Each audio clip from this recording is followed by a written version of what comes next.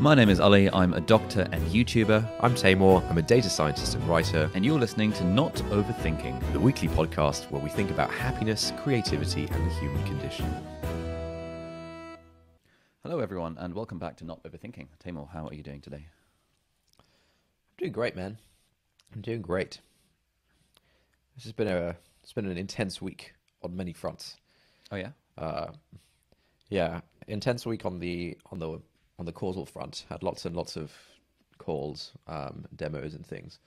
Most days I had, I don't know, like probably an average of like 6 calls or something, and I find given that it's usually me who is like sort of leading the call, demoing the product to someone or whatever, I have to be like really switched on, and so I find the calls quite draining. Like they're fun, but then afterwards I need to recover. And it takes if it's a half an hour call, it'll take me like 15 to 20 minutes to mentally recover afterwards, So yeah, a lot of that this week, but it was good fun. How about you? Yeah, I feel like I've had a pretty intense week as well, mostly because once I discovered Calendly links, I would just give my link out willy-nilly to random people. And so I've ended up having, again, tons and tons of phone calls each day, which have all been useful, but it's just when I look at my calendar and I see it blocked out with so much stuff that I barely have time to do my own work. It just something feels a bit wrong there. Wait, what do you mean useful? Like, are these catch-ups with friends? Are these like random, fans who want to talk to you or something? Or no, mostly related to business stuff in some way or another. So this week we hired 4 new people to the team. So the team size has effectively doubled. So lots of calls associated with that. Damn. Various calls associated with, the book that I'm writing and getting people's opinions on that. Having a few issues with like the book contract and the nuances associated with that about whether you go with a literary agent or not. So I had a few calls associated with that. Just like random things here and there that have just meant that my calendar was basically fully blocked up with random calls. But all of them have been useful in some way or another. Who are the 4 new people? What are they doing? So we've got 2 new writers who are full-time on a 1-month trial for now. We have a new assistant editor who's in the Philippines, who's also full-time. And we have a third person who is coming on as a part-time research assistant. And he's going to be doing 3 days a week as like being head researcher for the book. Researcher? What does that mean?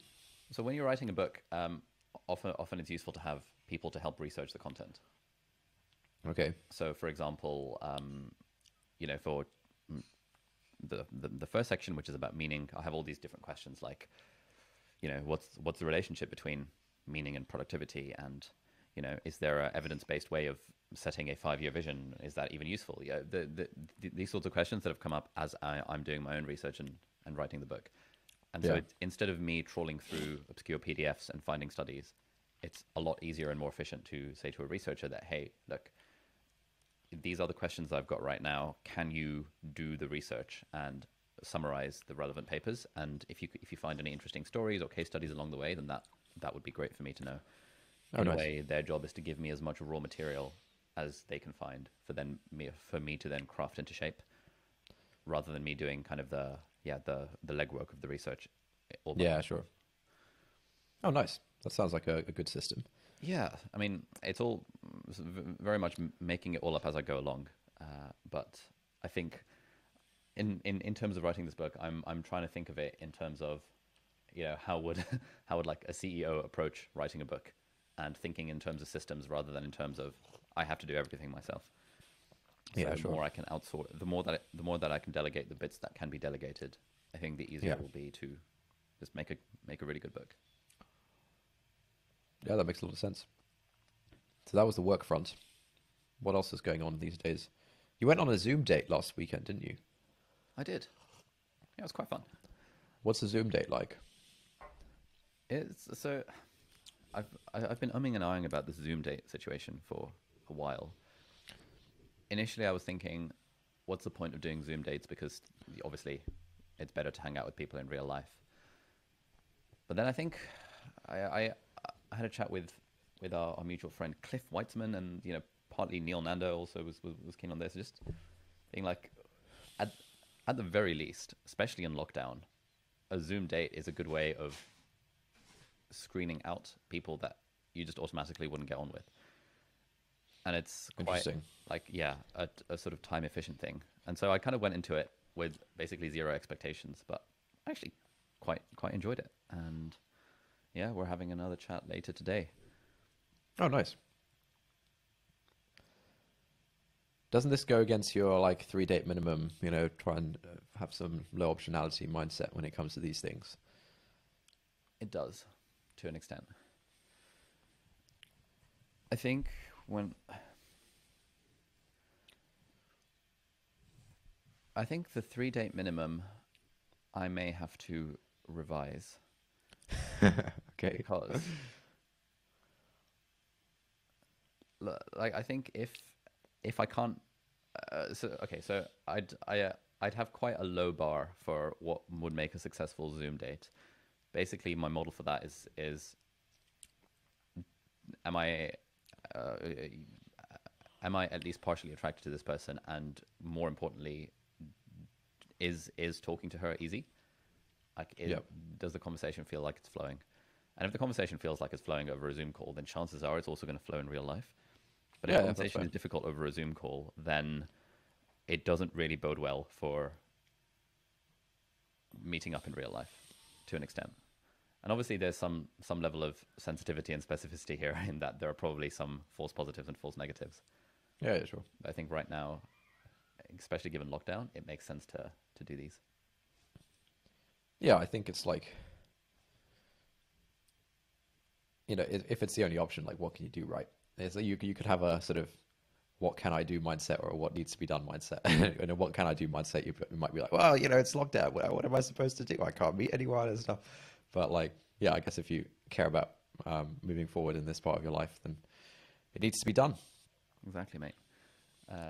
So this year, when I decided that one of my resolutions, one of my goals for 2021 was to make meaningful progress towards finding a wife. I was thinking one way of doing that would be to commit to or set the goal of going on at least one date each week.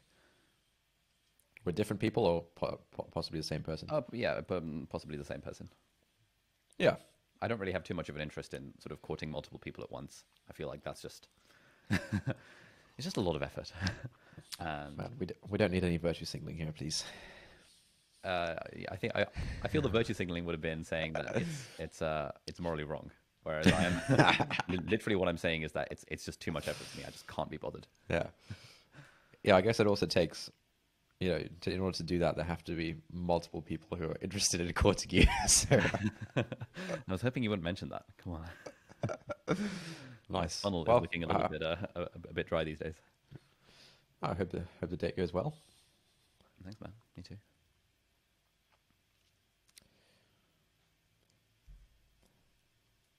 Okay, a few things I want to talk to you about. Firstly, we are going to talk about the righteous mind and go over some of the main ideas in that, because that was, I think I've mentioned it a few times on the pod in the past, but it was like one of the groundbreaking books for me in 2020 when I read it. Just sort of changing my mental models around stuff like morality and kind of liberal versus conservatism and that sort of stuff. Before we go there, I'm having a bit of an issue on the book front. So at the moment, we are still in the process of finalizing, you know, in inverted commas, the book proposal to send out to US publishers. And I've been umming and ahhing a lot about the introduction. So the working title at the moment is The Productivity Equation, which may or may not change over time. Which reminds me, I need to register all of the relevant domains for that before this episode comes out, so that no one shouts me on that front.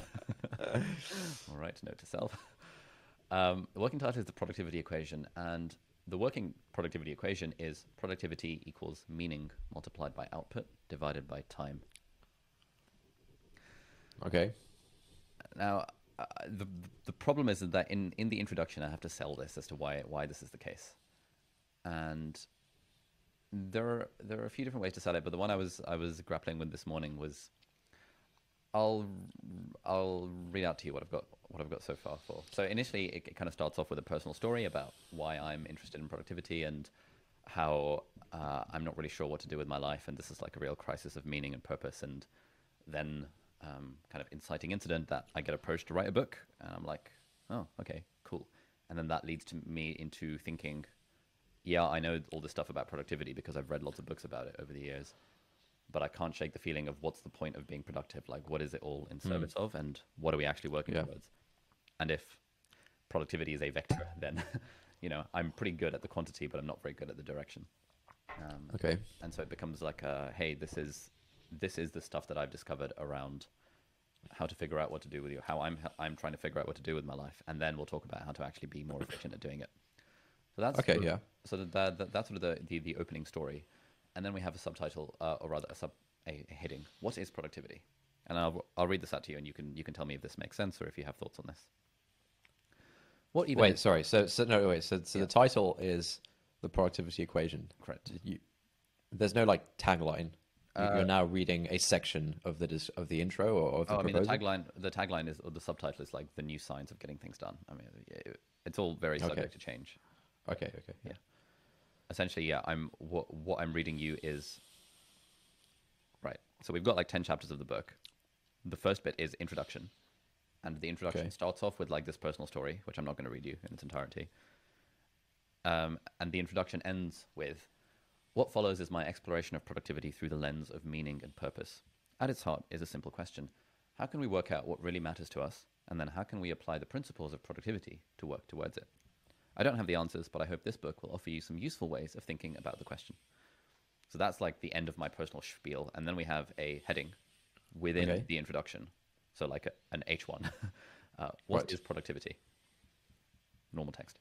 What even is productivity? A mathematician, a psychologist, and a sociologist would all give us different answers. Intuitively, we might first think of productivity as getting more things done. A farmer, brackets Alex, who harvests 100 kilograms of grain, would seem to be more productive than his neighbor, Ben, who only harvests 90 kilograms. But if Alex works in the fields for 10 hours to harvest 100 kilograms, but Ben only works for 5 hours to harvest 90 kilograms, is Alex really the more productive farmer? He works twice as long as Ben does, but only harvests 10% more grain. Which farmer would you rather be? Which farmer would you say is more productive? An economist would put their money on Ben. In Economics 101, productivity isn't just about producing more, it's about producing efficiently. And because we're all fond of equations, the economist's productivity equation might look like this.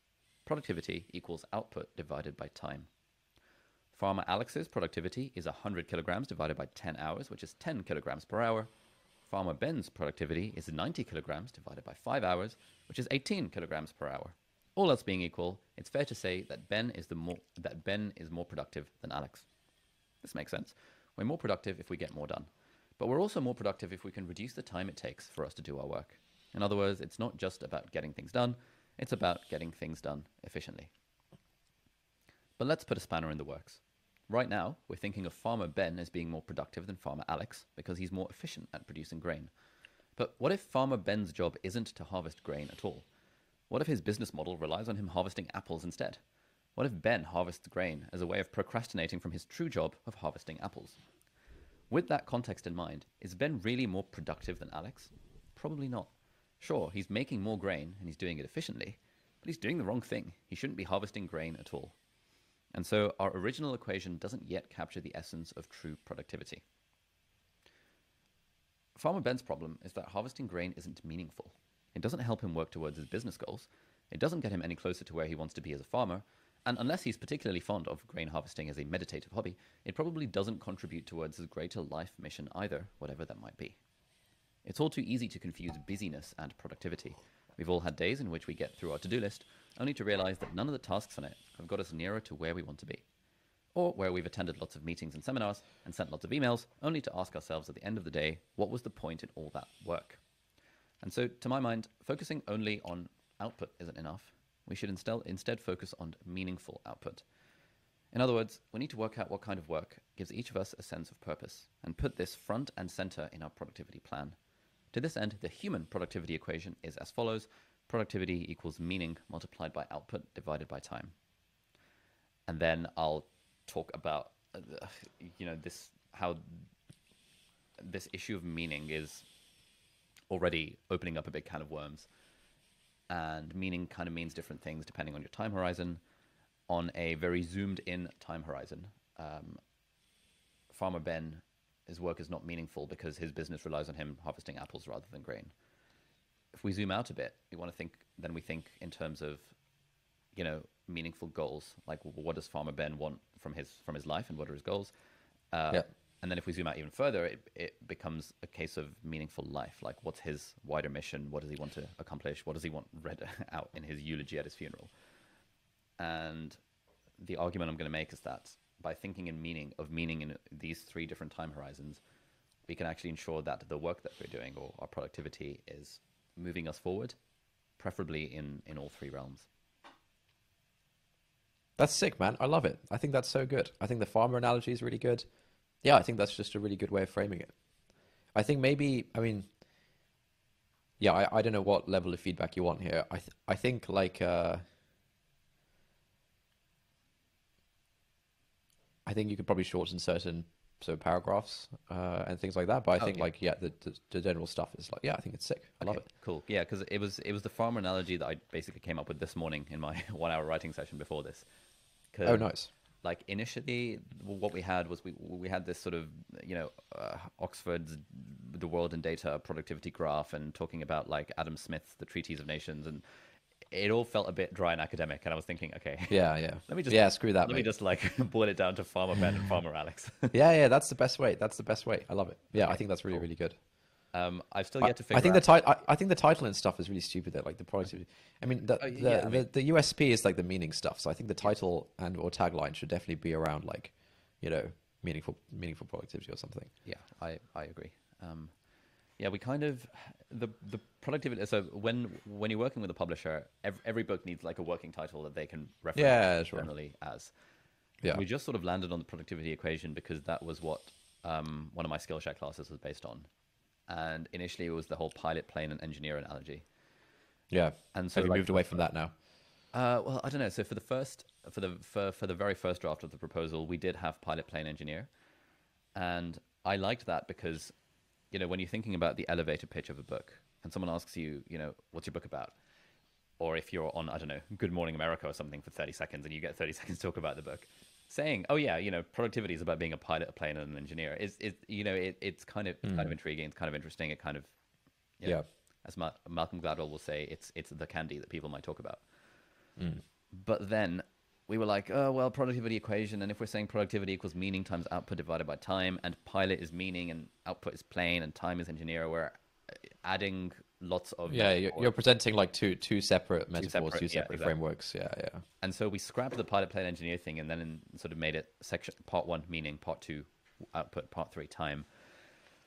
But now it's just like it's a bit, there's, I think Stephen Hawking's editor said that basically the more every equation you add to your book halves your readership. And so, in Hawking's Brief History of Time, there is only one equation. Okay, no. Look, here's the thing. Right, if you're Stephen Hawking writing about time, I imagine the equations are going to be, and have integral. Yeah, I mean, and have a sigma somewhere. Yeah, I think you need to take a step back. Like your equation, I think, is very different to the kind of equation Stephen Hawking might feel compelled to throw into his book, A History of Time. And I think the equation framing, I mean, I'm usually pretty skeptical of these kinds of equation type framings of things. But I think like it appeals to people, like it feeds into the wider kind of scientism of like, of like, oh, it's legit because it has an equation, or like it sounds sciencey. So it feeds into that. So I was speaking to another author friend who said the exact opposite. He was like, the fact that it's got equation in it is going to put off more people than it appeals to, because interesting. And I guess this is another quote struggle with writing this. It's like, who am I writing the book for? I had a cheeky chat with James Clear this week, #Flex, and I asked him about this because like everyone says when you're writing a book or when you're creating anything, you should have an ideal target avatar in mind. And so I've done this exercise with my writing coach and stuff, and yes, having an ideal avatar is good, and I would ideally like to write this book for someone like myself. And James Clear said that he wrote Atomic Habits because he was like, I didn't really think about avatar. I just thought, what's the book on habits that I want to read? But then the issue becomes is that, for example, if I'm writing it for like, if I think of my YouTube audience and then I think of like the median kind of person, and they're interested in tips about productivity, that median member of the audience is probably more interested in productivity hacks than they are in the actual in like actually making meaningful progress towards their productivity. Wow. Just go shit all over your own audience, why don't you? This is not about shitting over the audience. This is about recognizing that people want hacks rather than, or the perception that people want hacks rather than a sort of, for example, if I were to pick up a book about productivity 5 years ago, I would have wanted how I manage my to-do list and that kind of stuff. I wouldn't have wanted it to start with like a philosophical discussion about meaning and purpose and vision and values. I don't think I was in the right place 5 years ago to Okay. to actually, oh, thank you, Sheen, to actually think meaningfully in term about meaning. And if I think about, for example, David Allen's Getting Things Done, there's not really much about finding your purpose. It's and like the insights in that book for me were like, oh my god, I should do a weekly review. Oh my god, I should have a project list and sort of those like tactical type things. And so what another author friend of mine was wondering is that by focusing on meaning, are you turning off the large majority of your audience who might prefer on the surface to be given hacks? Mate, in my head, I'm thinking, I don't want to talk down to the audience. I want to, yeah. Mate, like I'm very wary of generally like thinking too much about the audience, man. Like, there's plenty of stuff out there on hacks. The world does not need another book about productivity hacks. The world does not need another framework or system for like making notes. Like, a lot of progress has been made on that front. If there is one, gap in the productivity discourse, it is around the meaning stuff. So like, just write the book that's like that you think is meaningful. I'm sure you like if you were purely optimizing for sales, I'm sure you could sell out and do lots of things. But like, I don't see why that's interesting. Like, screw the audience. Like, if you think the meaning stuff is important and interesting, and like half of your YouTube audience doesn't think that, who cares? Like, why do you want to just keep feeding the same stuff to the same audience? Like, I would have thought the interesting thing about a new medium is that you can kind of reach a different set of people. The kind of people that wouldn't be watching your YouTube channel and wouldn't like be doing like productivity stuff. Like, do you really want to keep shilling the same stuff to the same people? Surely you want to sort of access a new kind of audience. Okay, yeah, that's a good point. That was kind of my feeling about it as well. I guess I just wanted to get your permission that was okay to do. Yeah, man. My permission is always my my leaning is always towards the art and the craft, and everything else follows from that. Like I think this like maximizing audience thing, I think it's kind of lame, to be honest. I don't know why you're worried about that. Okay. Like, you've already got a massive audience. Like, the book is going to sell fine. Just make something that you actually think is meaningful and valuable and that you're proud of, rather than just like optimizing for sales or something. And optimizing on sales based on theories. It might be right that you could optimize by doing life hacks. That might be completely wrong. I don't know how much conviction you have on that, but okay. Cool. So you like the Pharma Analogy? Yeah. The thing I was gonna work on for the rest of the day is figuring out, and I wonder if we can brainstorm this. Figuring out, using Pharma Analogy, how to incorporate the meaning bit into it, because I think on the most zoomed in level, Farmer Ben is not being productive because, like, his business relies on producing apples and he's producing grain. Therefore, producing grain is not meaningful. But I think I need to think of like something pithy for his kind of meaningful goals, the medium-term time horizon, and to meaningful life, his long-term time horizon as well. That just in a simple farmer way, not saying farmers are simple, but like in a simple comma analogy, gets the reader to appreciate. Oh yeah, okay, yeah, that's an interesting way of thinking about productivity. Huh. Yeah, I mean, we might be getting too into the weeds here, but I think, yeah, in the paragraph you read out,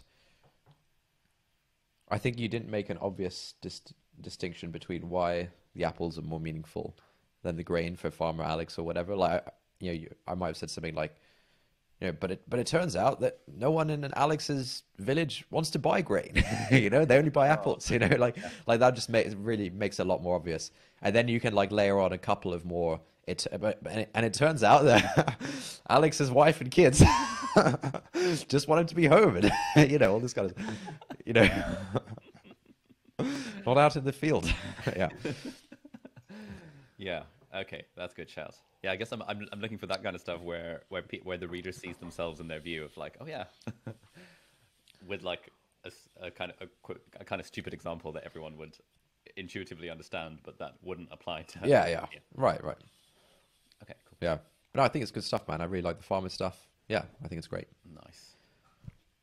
Wait, before we get on to the episode, there's one thing we should chat very briefly about. I mean, a bunch of people, I think, in our members community on Slack, I think a few people posted about this and had some like DMs and things saying like, can we talk about the whole GameStop thing? So, okay. Yeah, I mean, I don't think either of us are particularly qualified, but basically, if you have had your head in the sand for the past week, or if you don't go on Twitter, yeah, well, they're equivalent, to be honest. Yeah, essentially, it's been like a really crazy week in the financial markets. Right. Almost like 2008. Like, honestly, it's been nuts. So, essentially, a lot of hedge funds this week lost billions and billions of dollars. A few of them were even put out of business. A hedge fund is a company that sort of invests money in stocks. Broadly, that's like a really simple definition. I thought we wanted to hedge. Nice, good stuff. And so, a bunch of hedge funds were put out of business this week, and a bunch of very wealthy people lost an awful lot of money. And the reason was that a bunch of nerds on Reddit decided that they wanted to make this happen. And so the way they made this happen was that it was publicly known that a lot of hedge funds don't think certain companies are going to be successful companies. For whatever reason, for example, once coronavirus hits, a lot of people might conclude that, I think airlines are not going to be successful companies, at least for a while. Once Netflix hits, you might think, okay, I think Blockbuster Video is on the way out, kind of thing. And so one of the companies that a lot of hedge funds had kind of felt strongly that this company is screwed is a company called GameStop. And it's a company in the US that it's sort of like a secondhand game store. Like you can go in there, you can sell them your consoles, your old games, you can buy secondhand games and consoles and things, right? And I don't know how well the company was actually doing, but a lot of hedge funds placed big bets on GameStop not doing well as a business over the next whatever period of time. And so what a bunch of people on Reddit did, there's a subreddit called Wall Street Bets, where I think you just like talk about stocks and things like that. They essentially bandied together to say, look, all of these rich Wall Street suits think, have placed big bets that the GameStop stock price is going to go down. If we, as like a bunch of nerds on Reddit, can make the stock price go up sufficiently, then these people will lose a lot of their money because they'll lose their bets that the price is going to go down. And so essentially on this subreddit, I think it had under 1 million people, probably like 2 weeks ago, and now it has like a few million. Everyone basically came together and said, okay, we're going to buy GameStop stock in order to push the price up. And I think the price went up like, 600% over the past 2 weeks or something like that. Pretty, that would be a lot even for crypto, but this is like a normal traditional kind of stock. And so the price went up absolutely loads. all of these hedge funds lost their bets that the price was going to go down, and they had like they placed such big bets on this that the entire fund actually went out of business because of this.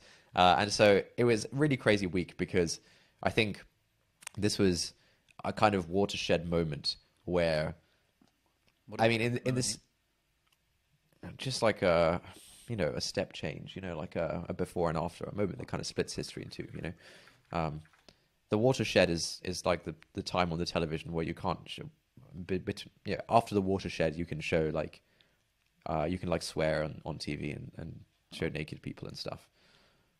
The word was originally a geographical term describing the area from which water sources drain into a single river or ridge, like that formed by a chain of mountains, which sends water to two different rivers on either side. From that, watershed came to mean a turning point or dividing line in life. Oh, cool. I didn't know that. Sorry, continue. Wait, we did that in GCSE geography. All right. I was focused on cave arch stack stump. Nice. Crevice cave arch stack stump.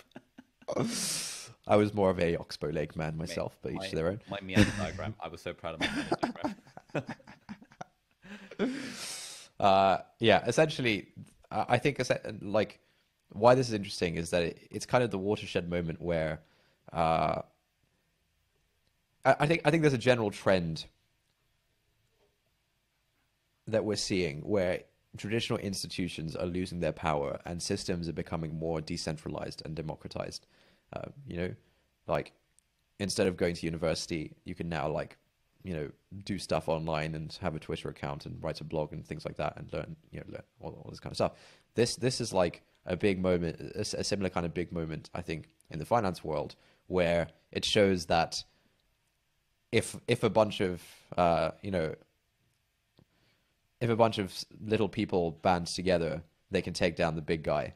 And, the faith in the big guy is now being eroded. And I think there were lots of memes about this, but I think like probably the one that was the best description of the phenomenon. Have you seen Planet of the Apes? No. Okay, basically it's film where I think like some scientists apes exist in the world, right? I think some scientists like did something to one ape and that ape became like really intelligent, and then he like broke free. He started like rounding up all the other apes. He could communicate with them, and the sort of catchphrase that he had to bring them all together was apes together are strong. Like when all the apes are together, we're strong. And so I think that meme was aptly used to describe this phenomenon where the people on Wall Street bets like used it to describe themselves as like apes together strong. Like, and so that was pretty great. And there was another phrase. There's a phrase in, I can't remember who said this, maybe Keynes or something. That is the market can stay irrational longer than you can stay solvent. Right, which basically means that even if you think, oh, this business sucks, I'm gonna like place a bet against it, or I think this business is really good, I'm gonna like place a bet in favor of it. The market can do weird things for no reason longer than you can like hold your money there. And they adapted this this quote. This is somewhat problematic, but the adaptation was, we can stay retarded longer than you can stay solvent. And that's, yeah, I mean, it basically worked. Then there was a whole like, act 2 where like the trading platforms stopped letting people trade GameStop and a few other of these stocks that people trading. I'd recommend reading into it. I think it is like history being made. It's like absolutely insane. And yeah, it's just really fun to watch it unfold on Twitter. I bought some GameStop myself. I think a little bit too late. I think I'm roughly break even on it. You ended up putting a bit in as well. Yeah, so my editor Christian has been following this for a while, and like towards the end of last week, where it hadn't quite gone fully mainstream, he posted on our team Slack being like, "Hey, I think you should get into GameStop." Really? And it was on a Friday that he posted. He said like, buy GameStop on Monday. And I was like, oh, what the hell's going on? Like, what's he talking about? And then Monday came, and I was like, I started looking into it. I was like, oh damn, okay. And then on Tuesday I bought in, and nice. I put about, or yeah, it was either Monday afternoon or Tuesday, and I think I put 2 grand in on Tuesday, another 2 grand on Wednesday, and I think I'm plus 35%, plus 40%. Nice, that's solid. So I'm just waiting for the sell signal from Christian as well. And he was so he's based in Romania, and I think he's using like Trading 212, and they halted trading. So he was saying, look, screw my next salary, just use free trade and post and buy me some GameStop. Then I think Christian put another like 10 grand in like 2 days ago or something. He was like, you know what, screw this, it's gonna happen. So Yeah, I think it's gonna go back up. I think like there's gonna be another surge, and I'm kind of hoping that GameStop becomes like, in the same way that Bitcoin is kind of a way of tracking crypto as a whole. Like, as crypto develops and goes more mainstream, the price of Bitcoin is going to go up, right? I feel like there might now be this trend of like meme stocks and like the sort of decentralized investing kind of trend. And since GameStop was the one that sort of kicked it all off, I'm hoping that it might be a similar case where like people just like buy and hold GameStop almost for like yeah, just for fun, just on principle, as like like whatever you would call it.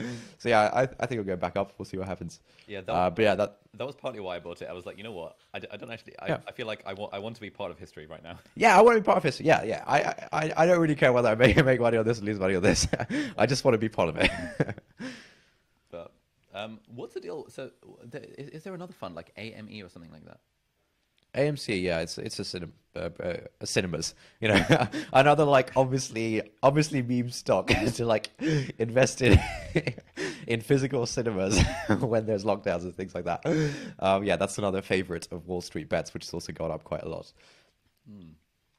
Yeah, I guess this is one of those things where now that Wall Street bets has so much attention, it's probably a lot less potent for an individual to be chilling on Wall Street bets. I don't know, man. I mean, it's very easy to call like the top of a trend. 5 years ago, 10 years ago, you would have probably thought, man, this YouTube thing, yeah, been there, done that. YouTube is on its way out. Like, I don't watch YouTube. Yeah, like podcasting. 5 years ago, someone might have thought podcasting. Oh man, that's such a fad. Like everyone has a podcast. Okay, yeah, good point. Yeah, like it's just so easy to say that, yeah, and where it's like, it surged to 20K and then it fell, and Bitcoin has had its day. Yeah, and I think there is a broader trend towards decentralization of everything, and yeah, I think this is just the first thing, and so I think it's just going to continue. Nice. Anyway, let's not make this too much of a tech bro podcast. I think it's just a really interesting cultural moment. So we've been recording for 37 minutes already. I feel like the righteous mind is like a long. Yeah. Let's not do that. Wait, let me get some lip balm.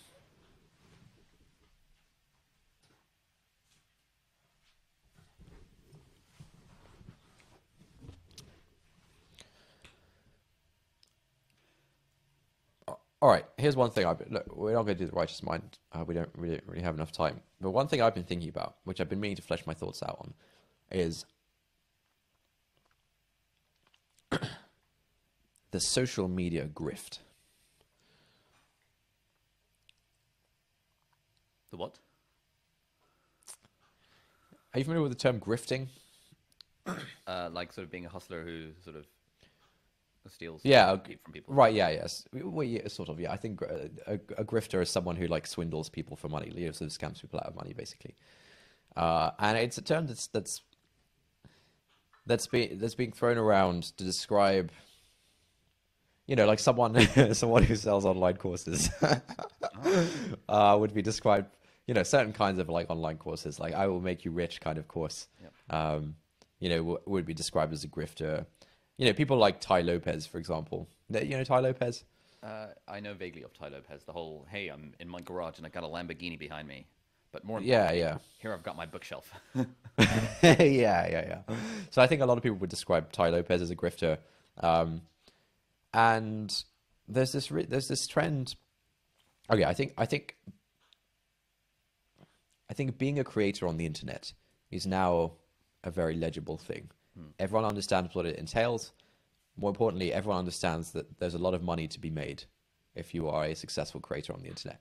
You know, five to 10 years, like 10 years ago, for example, you can pretty much guarantee that the people who were creators on the internet were not primarily in it for the money. They would have gotten into it just because, you know, Logan Paul making stupid videos with his brother just because it was funny.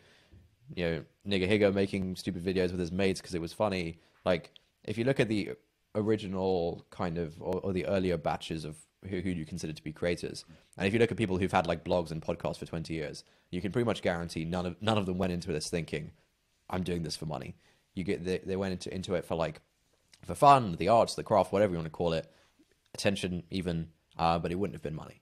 But now that the whole thing is a lot more mature, it is a very legible path towards making money, essentially. And it's just much more of a legible thing in society. Like, people now identify as, like, I'm a YouTuber, and people will know what you mean. You know, stuff like that. And because it's now legible, you sort of have this sort of second or third wave, you know, depending on how you define the waves here. You now have a wave of people who are getting into it for the money. Getting in, and yeah, there's always multiple motivations, but like the money is definitely part of it. And so you see a lot of people, you know, just trying to gain a following as like the starting point. I want to gain a following. You know, I want to get followers. I want an audience, you know, I want to build an audience. Like that's kind of the starting point. And I think we're also seeing a bit of a backlash against this, particularly on Twitter, because I think Twitter is something that different people use in very different ways. Yeah. And I think there are... Sorry, go on. Listen, I'm often surprised with the Twitter thing, just as an aside. Like, I feel like for most normal people, Twitter is not where you get fortune cookie tweets from Naval. It is actually where you get news and, you know, celeb gossip, and oh my god, I log into Twitter and then I feel awful every time I do it. Like, that is much more of a meme than I log into Twitter and I get fortune cookie tweets from Naval. I don't know what gives you that impression. I have no idea how, quote, normal people, like non-tech people, use Twitter. I don't really know, to be honest. Basically, all of the non-tech people I know, and I mentioned Twitter, though, they have a response of, oh, isn't that where you just get like troll comments and like, you know, flame about politics and stuff? Politics and stuff, yeah. Oh, okay, sure, yeah. Yeah, so I think that's definitely how a lot of people use Twitter. But I think now it is also being used by people who want to, you know, build an audience and get a following and stuff like that. And there are some very like transparent tactics that people use to do this. I think I mentioned one of them before, where, you know, if you're a new Twitter account and you don't have many followers and you just want to get followers, you can, like, you know, make a, you know, tweet something about a list. Oh, my like top 5 favorite YouTubers, or my top 5 favorite books this year, and then you can like tag the people who wrote the books or tag the YouTubers themselves, and, you know, out of like courtesy or something, they will like your tweet, and once they've liked your tweet, it'll appear in other people's feeds and so on, and you can sort of keep mining these sort of lists of tags, a bit like how in the olden days, if you had like 100 hashtags on your Instagram picture, you just get a bunch of like random likes from people, right? It's kind of similar to that. Another sort of format that is starting to take off is threads, where you'll you know, in the first tweet of the thread, you will present some like thing, and then, you know, you also create some suspense. You'll say, I just learned about this one weird trick to like to do X, Y, or Z. Time for a thread, and then you'll have the finger pointing down emoji. This is classic.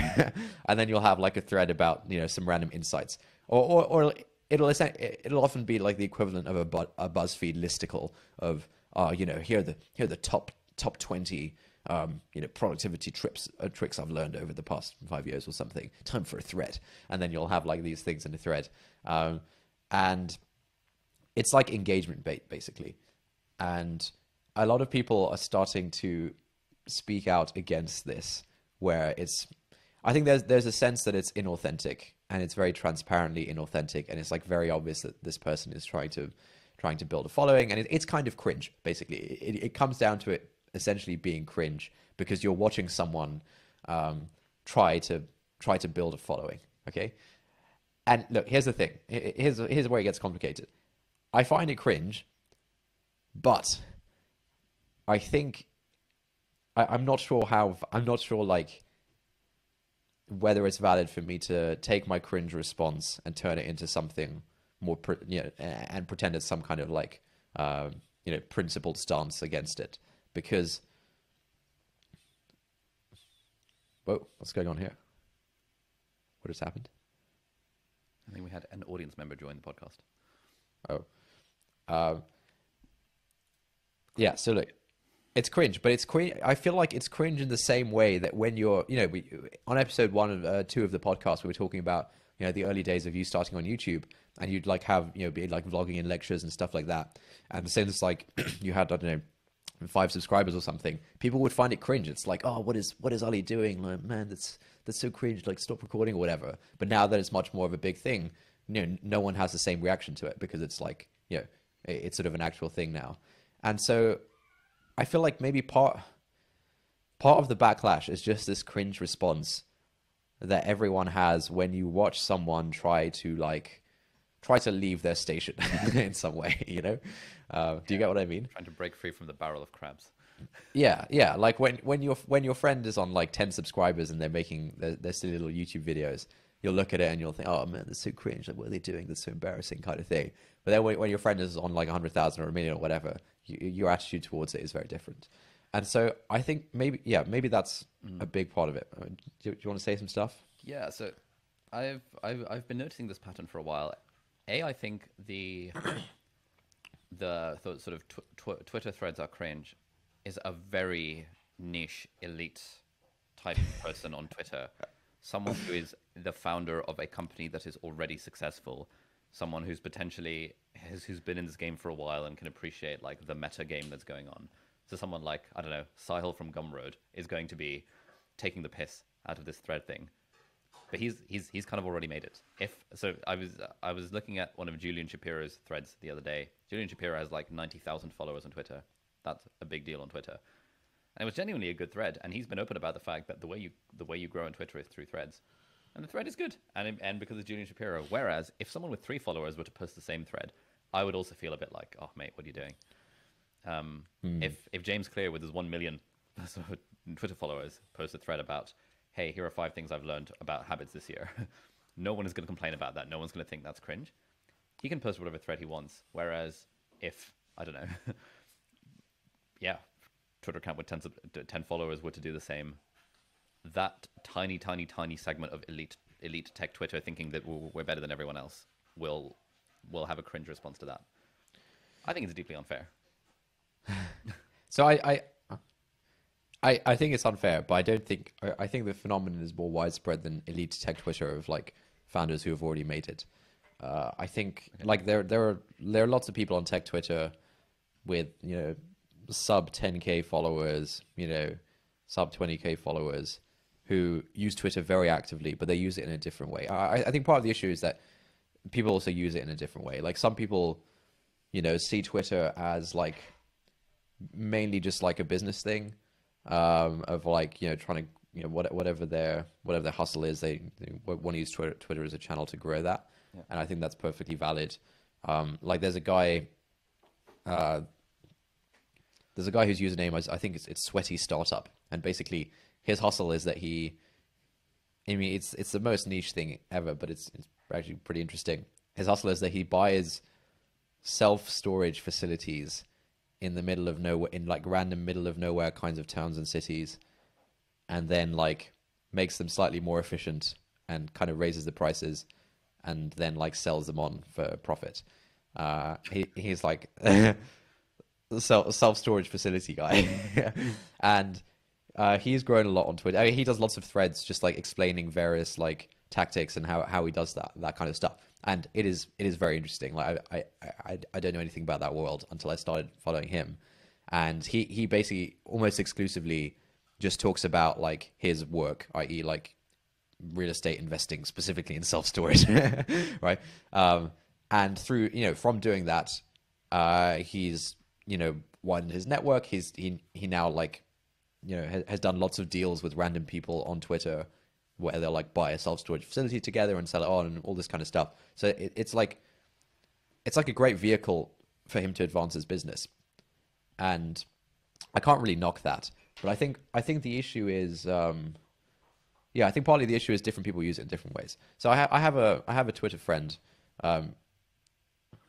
who's we've hung out in real life, who I think is really the eminent thinker about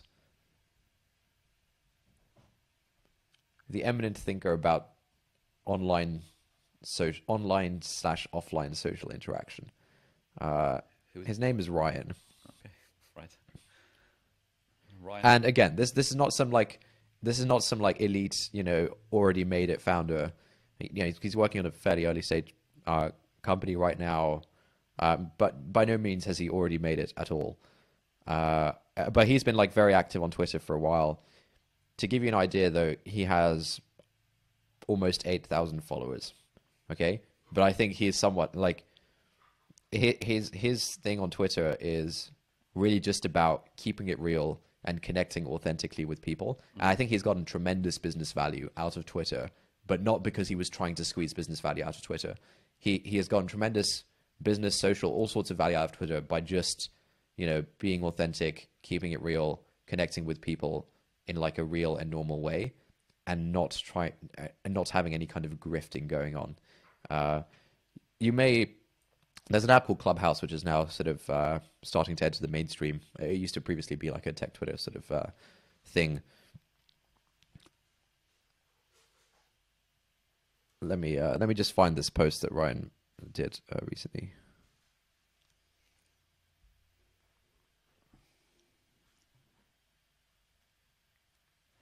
Yeah, I think one thing I think about when it comes to this kind of cringe responses, kind of seeing what people are doing on social media platforms, is I think it's the same problem as in real life when you see someone vying for social status.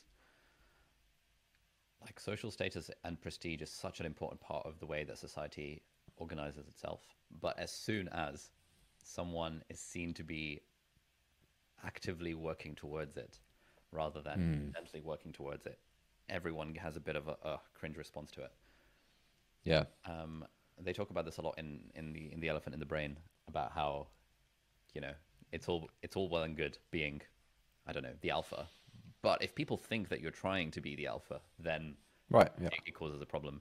It's all well and good having a good job that gives you prestige, but if people think that the reason you want that good job is so that you can get the prestige and compete with the Joneses, suddenly it, like, what's the phrase? The curtain falls, and the emperor has no clothes. Emperor has no clothes. Yeah, that kind of stuff. Yeah, I think it's very much related to that. I don't know how I actually feel about that. Like, it's definitely cringe if you're watching someone intentionally vie for social status. I think there's just something ulterior about that. There's game playing going on. You know, it's inauthentic. There is an ulterior nature to, intentionally doing something directly for social status. Yeah. And I think it's like understandable and defensible that you don't want to, you wouldn't want. I'm trying not to be too strong in what I'm saying here. Not from a hedging point of view, but really from a accuracy point of view. Like, it's understandable if you find it off-putting if someone is intentionally trying to increase their social status for its own sake.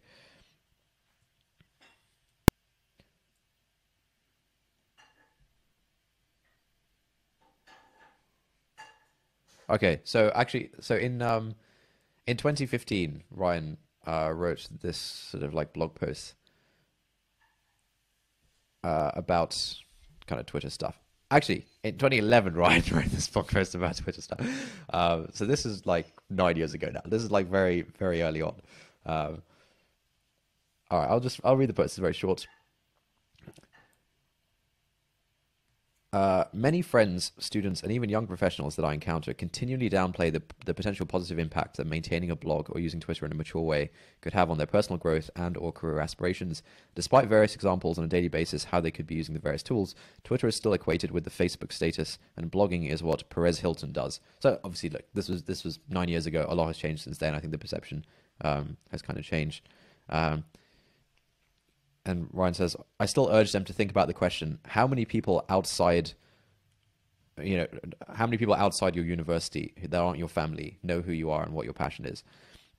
For the individuals that are receptive to start using these mediums, the first thing I personally try to impart on them is that the goal is to be and reveal rather than brand or craft a perception of them. The goal is just like to be, just vibing, you know? The motive behind tweeting, blogging, or commenting is not to artificially create a brand for yourself. Social media and the web doesn't exist so that you can use smoke and mirrors. It's not to think yourself, you know, what would my future employer or friend want to see, and then set off trying to build a disingenuous perception of yourself. Rather, social media and maintaining a strong web presence is about revealing who you truly are, what you are passionate about, and what you are doing. It's about bringing the real, insert name here, to the surface.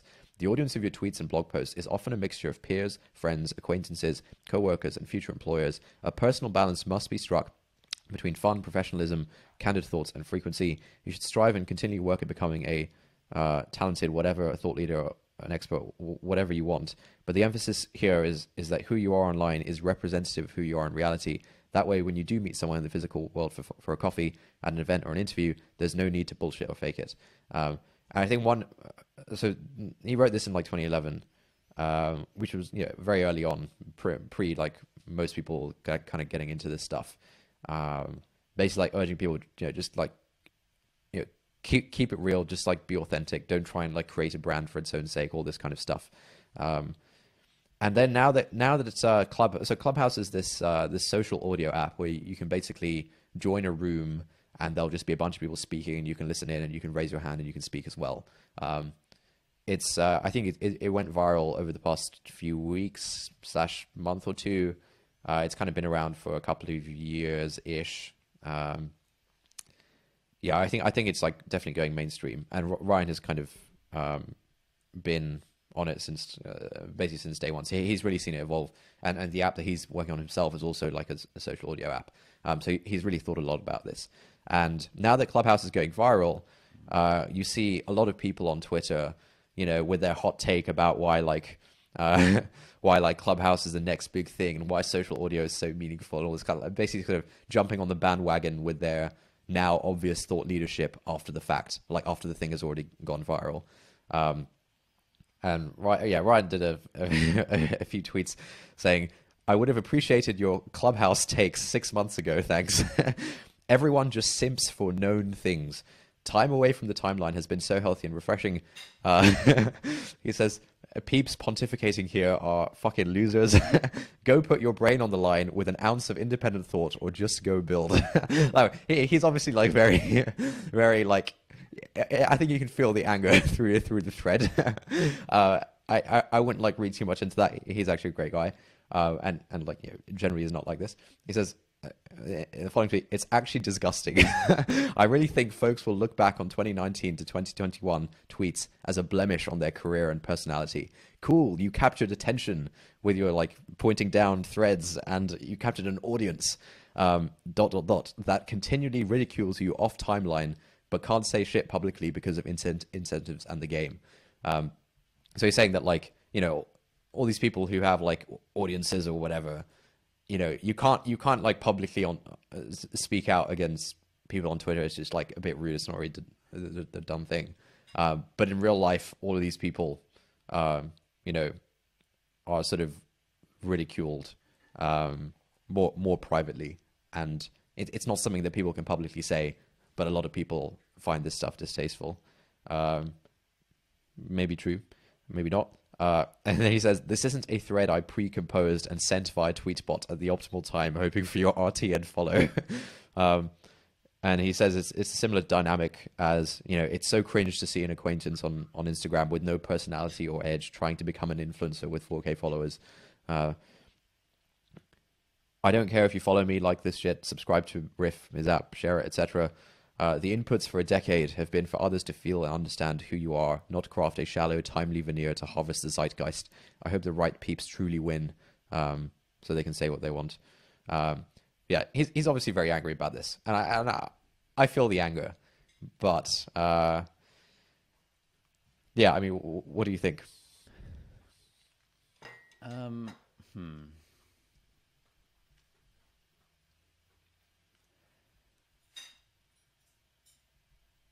So I think he's clearly got strong opinions about this stuff. Yeah. I think I think the problem is that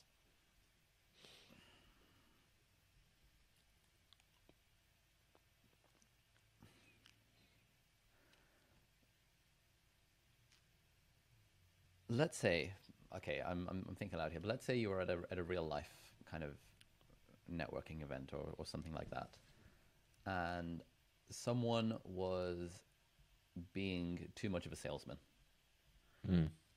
and was kind of doing the thing of entering every group and being like openly loud and charismatic and be like, oh hey, Mm. shaking hands with everyone in the group and like, you know, really playing the Schmoozing. part of being like the networker. And at the end of it, be like, Right. you know, I sell these used cars. I'd love to get you a good deal and hand out the deal. Yeah, yeah. Now, there are going to be some people in this networking event who will think, who won't think anything of this. Be like, oh, this guy's social. I've got a business card. I'm gonna buy his car. There are going to be a small number. There are going to be some people in this networking event. The sorts of people who've been around for a while, who've been to networking events for a long time, who can see through the facade and see that this guy has read a book about sales recently, and this guy is a blowhard, and this guy, what's he doing? Come on, man, read the room. This is not, you know, it said networking event, but networking isn't actually about business networking. It's about being authentic and creating friendships and all that kind of stuff. Yeah. Those people would look down on this guy for his hustle and for his grifting and for his handing out his business card. Yep. Yep. But you can't knock the guy for doing it because he needs to support his family. He needs to sell his cards, Yeah. his Yeah. used cars. He needs to hand his business card out to people. And weirdly, the fact that he's doing it at this networking event actually does work. And I think this is Mm. Yeah, it does. the problem with mixing. Oh, I don't say problem, but this is what you get when you mix business incentives with personal incentives. Yep. Some people are at this networking event to keep it real with the bros and to meet a new person that they can invite to their weekly juntos, for example. Other people are at this networking event to give out business cards and to close deals. The problem is that it's the same networking event. And some people are going to Mm. see this as a party where you should be your authentic self, and others are going to see Yeah. it as a party where you can be your business self. And this is Yeah. the issue with Twitter. Ryan sees Twitter as a place where you can be your authentic self, whereas insert Twitter blowhard here sees Twitter as a place where he can grow his audience and grow his business. Yeah. All right. You know, blowhard is going to grow his business and is going to Yep. get followers by his hot takes about Clubhouse 6 months too late.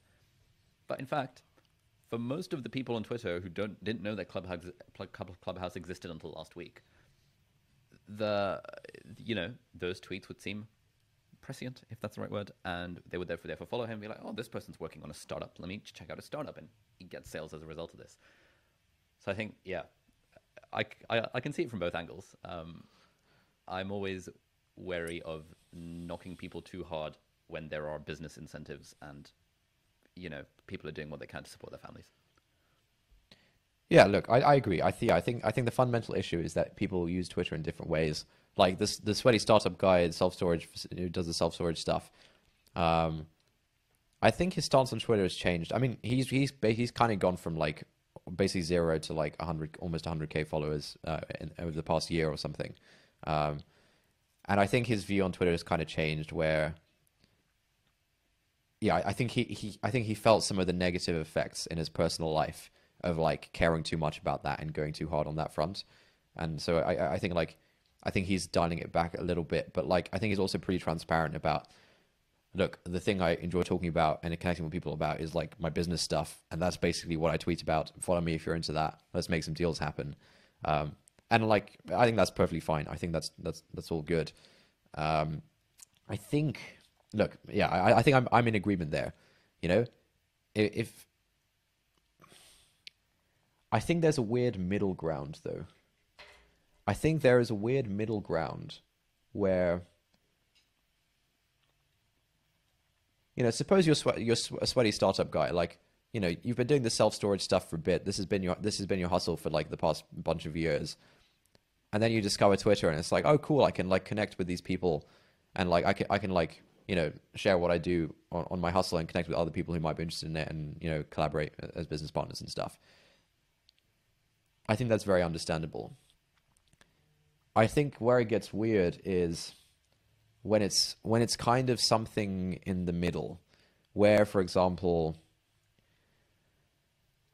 Where someone doesn't have an established business already and their Twitter bio says tweeting about productivity and self-improvement, and they've just started a YouTube channel with 5 subscribers where they make videos about productivity and self-improvement. Would that be I think so. I think that is maybe weirder territory, because there is a sense of there being a performance there. There's a sense of like, performing as if, you are this, to use your example, like productivity guru or something. With Sweaty Startup, there's no sense of performance. This is like the thing he does, and he's now started talking online about it. And I think if you don't have like for example, like the Sweaty Startup guy is, I think, 40, mid-30s, something like that. Like he has a thing that he does, and now he started talking online about it. I think there are lots of people who do not yet have a well-defined thing that they do. They're still trying to figure it out, all of that kind of stuff. But when you look on Twitter, you see these people making, these engagement bait threads. You see people like presenting themselves in a certain way, like, oh, I'm the productivity guy, or I'm the X guy, all this kind of stuff.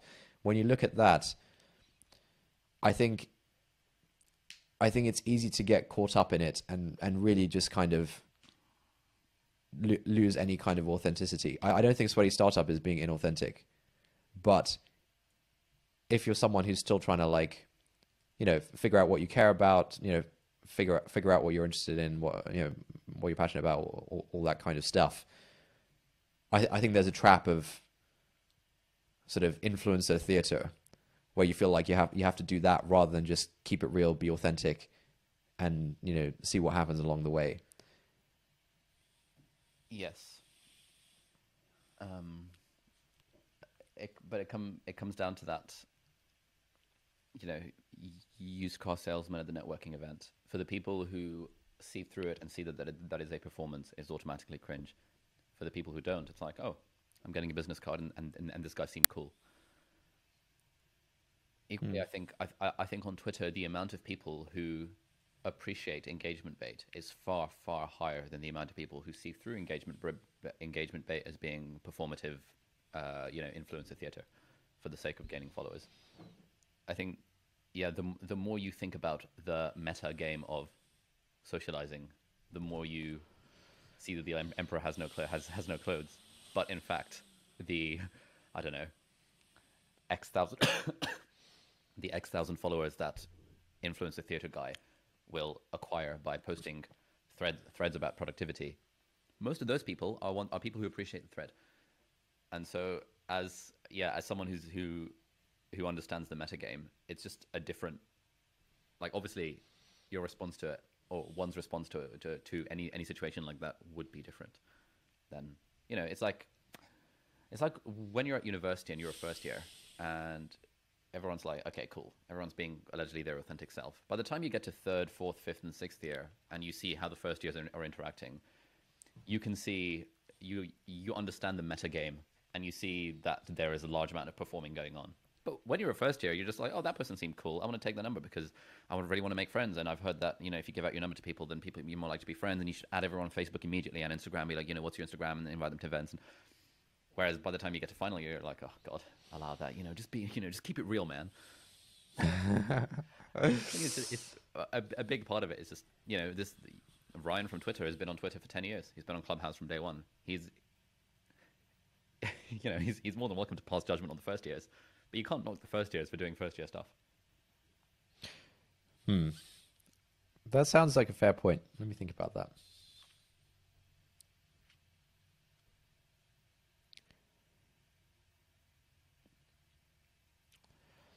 Okay.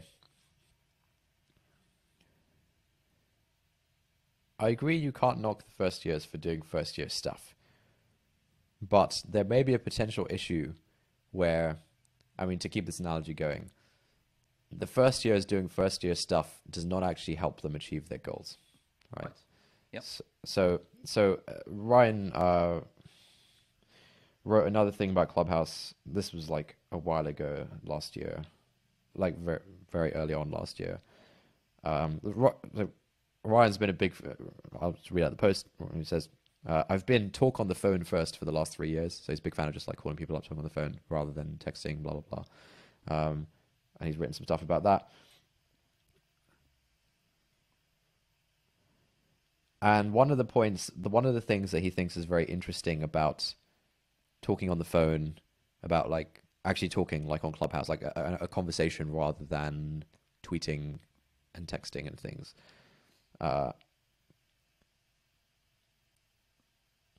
Is that in live dialogue, there's a very different bar. He said, and yeah, I think this is referring to Clubhouse. He tweeted at some point last year. Funny to feel think boys. Oh man, he coined the term think boy. It's so good. This is now a general term Oh, in the Twitter sphere because Ryan coined. Yeah, it's really good. He says, funny to feel think boys exposing themselves after the first 5 minutes of discussion. Bulleted facts, Uncle Pete statements, no-brainer observations, fake biz inspo don't hold up for long in live dialogue. That's tweeted. And in this blog post, whatever, it's actually just like a Dropbox paper article. It's not even like on Medium or a blog or anything. I love it, man. I love it. It's real. He really truly is keeping it real. Intuitively keeping it real. It's more effort to write an article on Dropbox paper than to just write it on your Medium blog. On Medium. I don't think so. I don't think he's actually just being forced here. Anyway, he says, look, you know about someone, you follow them on Twitter, you watch their videos, you build this idea about them, then you see them speak. A thrill of excitement comes as you are now meeting them. They open their mouth, and you can't just wait for them to spit those same thoughts in person. Yet, as you hear them, you realize it's different. They are not the same as their online persona. That's a regular occurrence in Clubhouse. Why? Because talking, and having to do so within an active conversation for 15 to 60 minutes, is far different than editing videos, tweeting 178 characters, or being on a scripted podcast. It rivals truly meeting someone, and perhaps even more pure, given that you can't be distracted by body language, aesthetics, and hundreds of other signals. It's not Clubhouse specific, it's the medium. It would be the same at the beer garden. Very quickly, you get a fuller picture of who they are. Can they actually listen? How high is their EQ, emotional quotient, if you're into that kind of thing? Some people say this. Can they speak to a subject with depth that they so often tweet about? Are they actually wildly funny? Do they ask thoughtful questions? Do they keep the beach ball going, etc.? Some folks certainly treat other social apps as a means to build a reputation and yield influence through distinctive tactics. That narrow and well-honed pattern has the potential to get disrupted when you find yourself surrounded by actual voices, jokes, and questions. He has a subheading that says, talking transforms. That's why you call your mum, go to lunch with friends, tap house party notifications, and open FaceTime. That's why we're all using Zoom, Slack calls, Internet Town, Upstream, Tandem, and Icebreaker for a mix of personal and professional uses. These are all like talking apps. Basically, talking is actual social. Tweets and stories are just surface area meant to be talked about. How do you use Clubhouse? You open your mouth and your ears. That's it. You are off and running and immediately are doing the most important thing, talking. It makes doing the most difficult thing very easy. Not every interaction in our day has to be synchronous, but if social distancing and quarantine have shown us one thing, it's that you can't get by as an internet citizen, family member, or friend with endless swiping, scrolling, and tapping on feeds. You don't truly feel fulfilled emotionally, socially, or mentally without conversation. You need to actively engage and earn the opportunity to get to random topics, nuance, stories, jokes, and depth through dialogue. Why are folks listening and talking for hours night after night on Clubhouse? Because it's inherently healthy and normal. You don't get the same social media hangover and thoughts of regret you get by tapping passively on Instagram stories or TikToks or tweets for hours. I think that's a really good point. Like last year when I was sort of using Clubhouse for a bit, I used it on and off for a couple of weeks in like July or something. It really was quite magical. Like I'd like stay up past my bedtime for like 2-3 hours, just like listening to people talk. I'd occasionally join the discussion. it's so true that you don't have the same social media hangover after doing that compared to scrolling through Twitter for an hour, Instagram stories, whatever. Like it is fundamentally a different thing. Right, another tweet of his, which is embedded in the post. You can embed Hot tweets take. in Dropbox, not in Dropbox paper. Yeah, man. Hot take. The majority of people have been lazy with personal communication and friendships. If it took the quarantine to realize that actually talking to each other and not glancing at a feed or stories was the lifeblood for trust, context, and genuine connection. Right,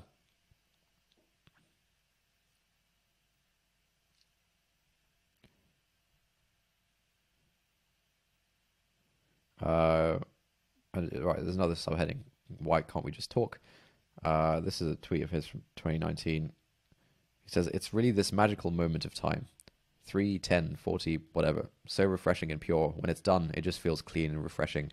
If you said, I'm tripling the rate of your talking on the phone, I'd be up for it.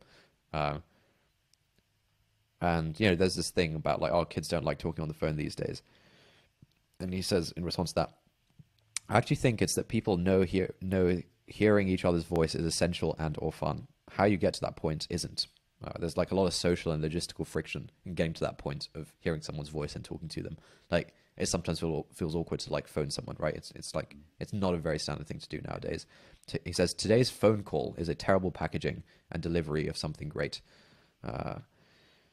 He says, good old phone app, FaceTime, Zoom, and Slack calls were all around pre-Clubhouse and pre-COVID. So why weren't people talking through on those at a high rate before? Why are they now flocking to use these every day and night?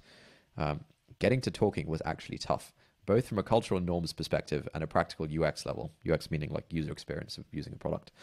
Who wants to cold call their friends? Never mind their acquaintances. Who wanted or even thought to schedule regular catch-ups? You couldn't actually tap your thumbs to start hearing someone's voice. Who actually wanted to be on video for each FaceTime or house party push notification? Why can't we just talk? Who is going to go through the thumb tapping and mental effort to mix and match different pockets of groups to get overlapping friends on the same text thread to then group FaceTime audio with no agenda? Like there's a lot of friction to just arranging an impromptu voice hangout with people. Who was going to regularly slide into DMs of modern friends on Twitter and ask to hop on the phone call, get their number and set up a time with a calendar invite? Again, lots of friction. A non-starter if the ask for conversation wasn't around a meaningful topic or an explicit request of their time. You know, like a ton of friction, a ton of like weird social baggage around like, you know, DMing someone to say, hey, let's just like chat for a bit. I haven't got any agenda or topic. I just want to chat. We can put it in the calendar if you want. Yeah, it's such a weird thing to do. Have I told you about how I did this a few weeks ago? Well, you have your like friends can just book on your calendar. Yeah, I've got that. But there was this guy who this other YouTuber that I wanted to be friends with, and I saw that he follows me on Twitter. So I DM'd him. Yeah. Like, hey, this is gonna sound weird, but I think we've got a lot in common. We should be friends. And he replied. I felt so scared about doing that. And he replied, oh, really? Being like, my thoughts exactly. And then I said, fancy a phone call sometime soon. And then gave him a calendar link, and he was like, wow, that's so organized. Sure, we're chatting at 7 p.m. today. And it was a good. Oh, nice. Even like last week, I got another message from someone who I follow on Instagram, who's also a YouTuber, and she said, hey, Ali, I didn't realize you were following me on Instagram. Just wanted to say hi, love your content. And I just said, hey, we should be friends. I don't think I said we should be friends, but I said something like, hey, would love to have a chat on the phone sometime. If you're up for it. Are you free at any of these times? Calendar link. And we chatted yesterday, and just she's in America. He's a YouTuber. Used to be a software engineer, and we just kind of had a chat about general stuff. It was great. So I definitely want to do this. Hey, should we just talk on the phone? Yeah, yeah. I think right now, I actually prefer. I'm not sure how I feel about audio only versus audio video. Really? Because there is something I feel like for a first meeting, it is nice to see what someone looks like, and just yeah. on a Zoom call. But for subsequent meetings, audio only I think is much more. I don't know, like I can walk around the house, I can like go for a walk, I can do whatever. Audio only. Yeah. Once I don't need to see their face anymore. Yeah, I do think there's something nice about audio only and being able to like walk around and not having to like maintain composure. Yeah. In terms of what you're doing. But yeah, that's really cool, man. But it feels weird, right? Like it felt like a really weird thing for you to say like, oh, let's just chat. Yeah, it felt weird. The more I do it, Yeah. the more desensitized I'm becoming to it. Mm. And so like, yeah, I just want to, yeah, I want to keep it going. Yeah, that's great. Yeah, I mean, I think it was actually originally one of Ryan's tweets or one of his Dropbox papers or something that got me to start calling people up on the phone when I started doing this a few months ago. Um, yeah, just to like finish the thing, he says, who was going to talk with perfect strangers that they didn't even know existed? You don't because you literally can't. Go try and talk live with one stranger in the world tonight, just one, or maybe just a friend of a friend. Then try to go do that every night. What's the easiest way to get people talking? Place them in the same room right next to each other. That's elimination of friction. Whether it's a best friend, acquaintance, or stranger, you'll have to start talking. Just don't open up with a lame, so how do you know our mutual friends? And you'll be fine. Clubhouse borrows the room metaphor and brings that to life with your ears. You just plop into a room and start listening and start talking if you like. It's effortless. And then, yeah, the rest of the post just talks about Clubhouse and why like they've really hit onto something. Ryan also has this concept of modern friends, another sort of terminology that it hasn't really made into the Twitter mainstream like Think Boys. But he says modern friends are simply relationships that primarily originate and develop through digital channels. It's like, friends who are very much real life friends that you make on Twitter or, on whatever. I think that's a useful concept. The best way to know if you would get along with someone, talk to them or listen to them for an hour. It will be quite apparent where you now fall on the how much do I appreciate their vibe spectrum. If it took many months of looking at someone's sparse tweets to understand if you would want to grab a beer, coffee, or a phone call with them, it takes about a week of passive listening plus talking to get the same confidence. Bunch more stuff about Clubhouse. And then, yeah, this is another interesting thing. He says, the actual amount of two-way discussion that follows relative to the initial velocity and strength of hot takes, signaling, and online spats is staggeringly low. Take a second to reflect on the last week of fights, takedowns, and feuds you have witnessed on your timeline. Now imagine being able to ask each main contributor if they would like to actually talk about said points of debate. Tolerance for those all too convenient fingers on keyboard takes and virtue signaling has fallen to an all-time low. Now that I've experienced Clubhouse and small group voice chats, each time I see one of these debates kicking off, I think, if you really cared about this for yourself and others, you'd talk this through. Sure, we'll become a small audience, but I want to hear you get to nuance and depth on the subject. Stop polluting our timeline with surface-level emotional takes. It's partly a human problem and partly a medium problem. Folks are never going to want to admit they are wrong or acted inappropriately, but tweets and rambling threads are a format that make it inherently worse to actually find common ground or discover where each actually stands. Right now, the precedent is to shout, never get into the details, and continue parading your point of view in subsequent tweets and podcasts for months. You're never forced to meet your mental master. The Clubhouse format of active dialogue is quite clarifying. It forces you to be human, and if you truly care about maintaining a reputation, you will have to handle a conversation there quite differently. If the point of conflict is centered around a different life, business, or social perspective, I actually think one stands to win or lose a lot more credibility / karma / reputation for how they handle the discussion as opposed to the merits of the original point. There's no hiding, and you've got a lot to lose if you can't be civil and respectful. Yeah, the post goes into a lot more stuff. But yeah, I do think I think I've mentioned this before, like the format of chatting on the podcast, I think it just like forces you to like have a productive conversation. Like yeah, I think it's like it's a good I think live dialogue is just like very good because you have to like look at the other, sort of face the other person as a human being rather than as an anime avatar on twitter.com. But yeah, I think like the format of like live discussion is, yeah, it really is It is the one. the way to do it. Yeah, on that note, I was thinking that I feel like this thing of having no agenda is actually very, very valuable. And one of the sticking points with me, or the non-sticking points with me for this podcast, was the need to come up with a topic every week. But I think since we've become okay with the, we'll just talk about whatever, we don't need a topic for the week.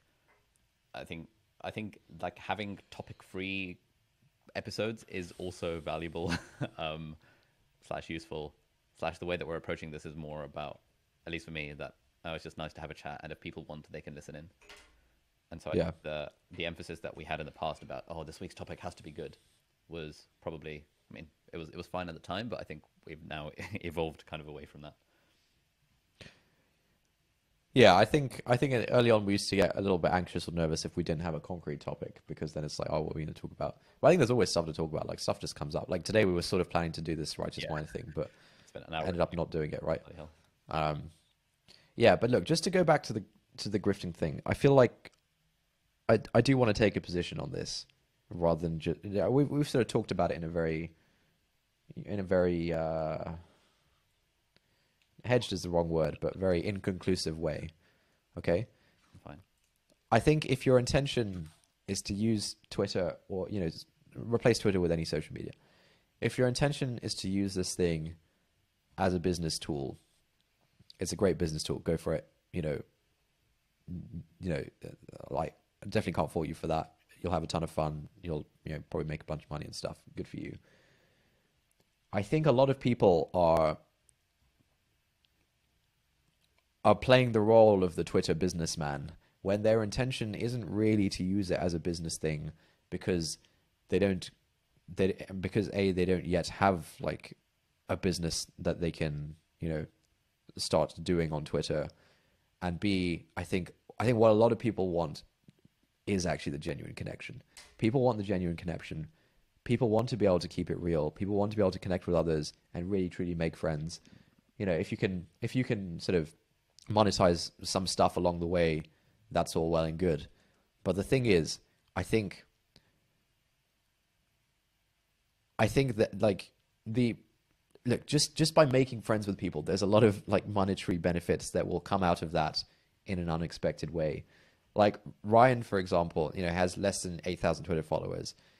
But I think he's made a lot of sort of deep connections and genuine friendships with people and built like a very strong and well-known reputation for himself within the tech community, where like, for example, a year ago or whatever, when he decided to quit his job and start his startup, he had absolutely no problems raising funding because a bunch of rich investors had been following him for like years and knew that this guy was really smart, really thoughtful, really legit, keeps it real, all the kind of stuff you'd want in a business partner. Sure. And so like, honestly, I think if you're someone who doesn't have, if you're not like Sweaty Startup, where you have this established thing and you can very, very legibly say that, I have this thing, I want to push it forwards and I'm using Twitter in order to do that. If you don't have that thing, I think you're probably doing more harm than good by play acting in that way. Because I think more harm than good. Sorry? More harm than good. I'm not sure I agree. What do you mean by that? Okay, look, it's hard to say. Okay. Yeah, Well, I guess that's a hard. And to be clear, by play acting on Twitter, you mean sort of being a think boy? Yes. Okay. I think like what being a think boy does work. Okay, so does work for what? This is in my role as the head instructor for the Part-Time YouTuber Academy. I run into this question quite a lot. The question of what the hell do I make videos about? And do I need a niche? Do I need an angle? Do I want to be the Notion guy? Do I want to be the SEO girl? Do I want to be like whatever? The way to grow on YouTube is by niching down. It's by being the Notion guy, or by being the Rome note-taking girl, or whatever. Like by having a box that you can put into that you create content around, and then people find the content because it's searchable and people care about finding educational content. And then hopefully the model is that they'll follow you because they like your personality, and you'll then be able to leverage that in some way further down the line for friendships, for connections, for selling stuff, for doing whatever you want, basically. Okay. The issue is this thing of how do I find this niche? And I think it's the same problem on Twitter. It's like let's imagine there is a 21-year-old medical student who follows me, listens to the podcast, watches Matt D'Avella's and Thomas Frank's videos on YouTube, and and maybe listens to Tim Ferriss. You know, that sort of person. I know a lot of people who fit that particular profile. Now, let's say that person wants to start a YouTube channel or wants to start going on Twitter. It's a lot easier said than done to say, look, man, just be your authentic self. Like, their only real content diet is, you know, the productivity, business, self-help canon. Right. It's like the meta game rather than any kind of game itself, right? Quite, yeah. And maybe, and this podcast, maybe they're getting some ideas from this, and probably a few people listening to this are like, damn, that fits me perfectly. And so if that person wants to start a YouTube channel, they're like, well, what the hell do I talk about? I have no credibility other than the fact that I'm a medical student. So why don't I guess I could make videos about medicine, but I don't really want that because I'm graduating in 2 years' time. You know what? I'm kind of into productivity. I'm kind of into tech. I've got an iPad. I've got an iPhone. I've got my Remarkable 2 tablet. Let me just start, I don't know, making a productivity tips video. Let me just start making a this. And you know what? Twitter seems good. The sorts of people I follow on Twitter are like, you know, the James Clears and the Julian Shapiros, and these people are tweeting threads with insights. Why don't I start doing the same? Like, it's, I can fully empathize with that person, because it's that fear. It's that problem of when you don't know, when you don't have your own sweaty startup, when you're not a 40-year-old dude who's been buying self-storage real estate and making money off of it for the last 20 years. What the hell do you, like, okay, like we all know that it is valuable to put yourself out there online, but how do you put yourself out there online in a way that doesn't already parrot the sort of stuff that you have seen and that you've seen work and the stuff that brought you in the first place? I wouldn't knock said 21-year-old medical student for being a think boy on Twitter, because that's kind of all they know, and they know that way that I think that's really harsh. I think that's a really harsh thing to say. No, that's all they know. That's all they know, because that's all they know on Twitter. They're not following people like Ryan. He's only got 8,000 followers. They're following people like James Clear and David Perel and Tim Ferriss and Naval with, like, you know, hundreds of thousands, if not millions, of followers between them. And what those guys are doing is being think boys on Twitter, essentially. And so it's way too easy to knock that person, because otherwise, like, they know they don't want, they know they want to escape the quote rat race of the full-time job. They know that being an online creator is one way of doing that, and they know that being a think boy on Twitter is one way of being an online creator. And so A leads to B leads to C, and it's so easy to knock that and be like, hey man, get some original insight. What do you want them to do? Read, I don't know, Plato's The Cave, and be like, you know, I read Plato's The Cave. Here's a thread. You know,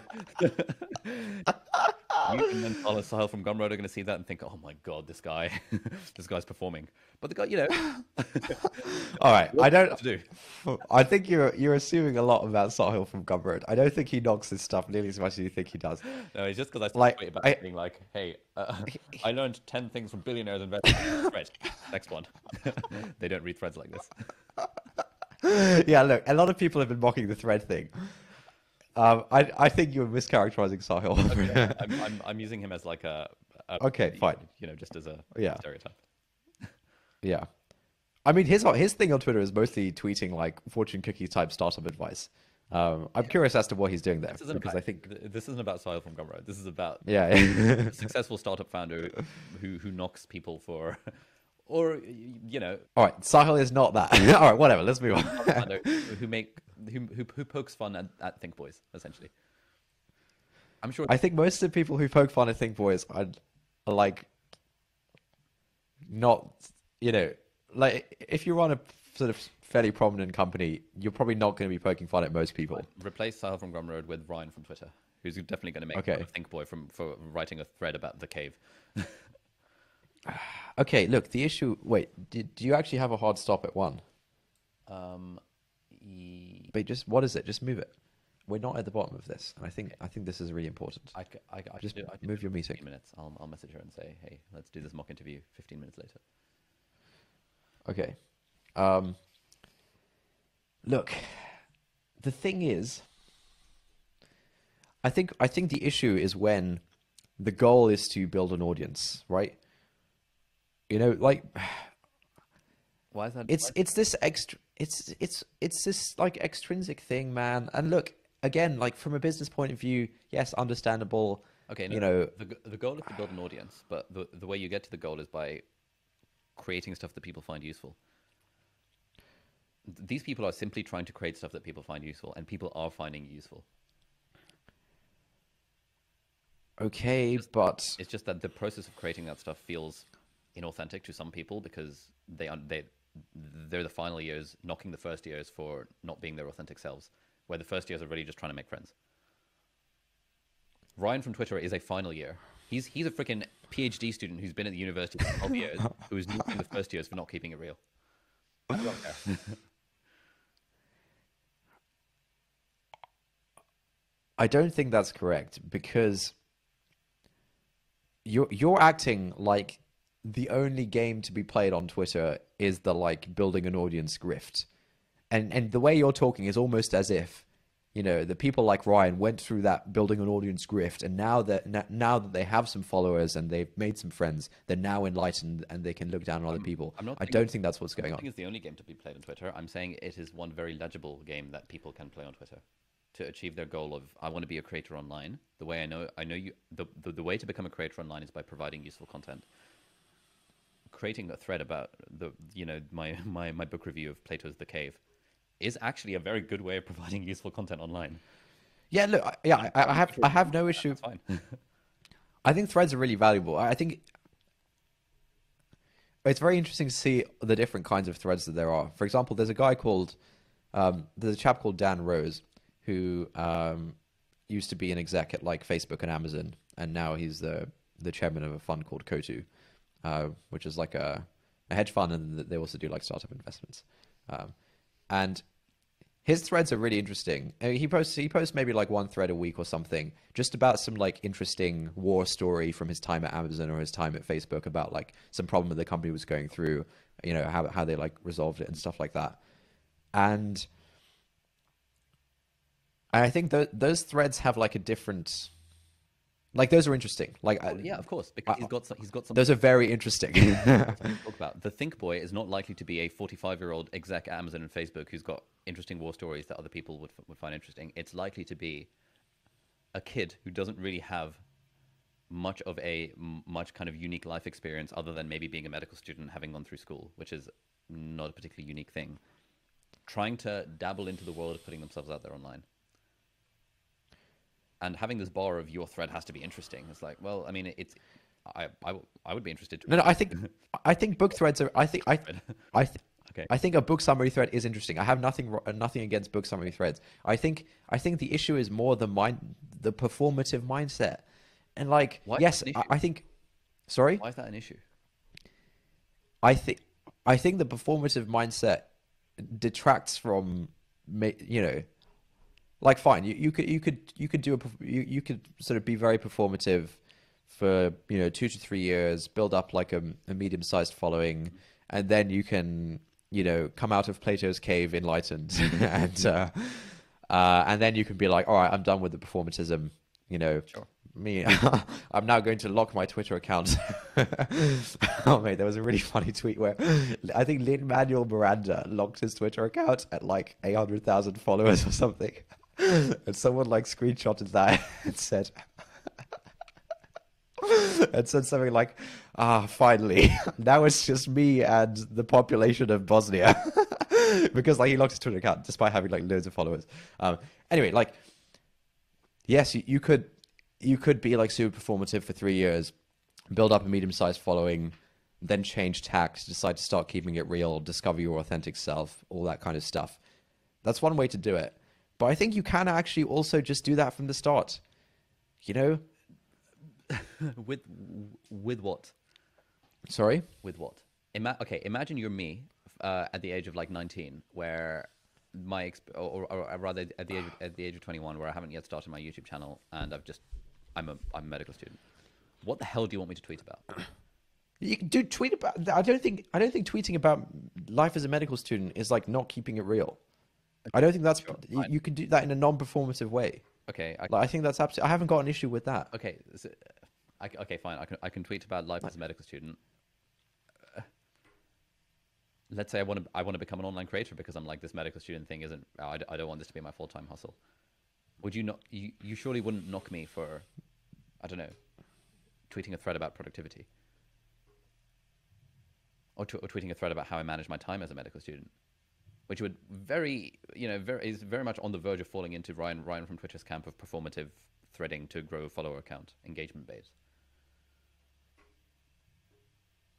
In fact, medical Twitter would think it's even more performative if you were like, I just had my first patient death, a thread of lessons that I've learned. People would cringe at that. But it would get followers, it would get likes, it would get retweets, it would be like, oh, this guy's interesting. There is a game to be played here, and the game to be played, and one way of playing the game is by providing pithy and useful content about the stuff that you know.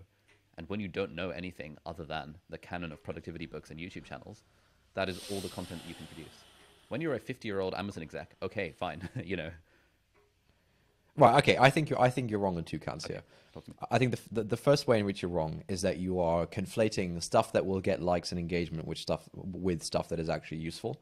I think that's I don't think that's the case. I don't know. I feel like likes and engagement are a reasonable rough proxy for useful to the person who's liked and engaged with it. Me liking a tweet where someone's like, my 10 favorite YouTubers, someone, Ali Abdaal, 7th on the list.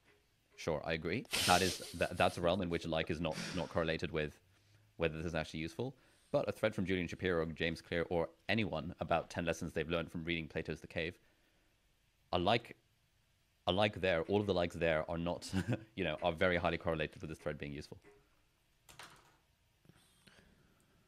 And useful threads is how you grow an audience on Twitter, and growing an audience on insert social platform X is how you monetize that audience further down the line, which is how you become you enter the creator economy.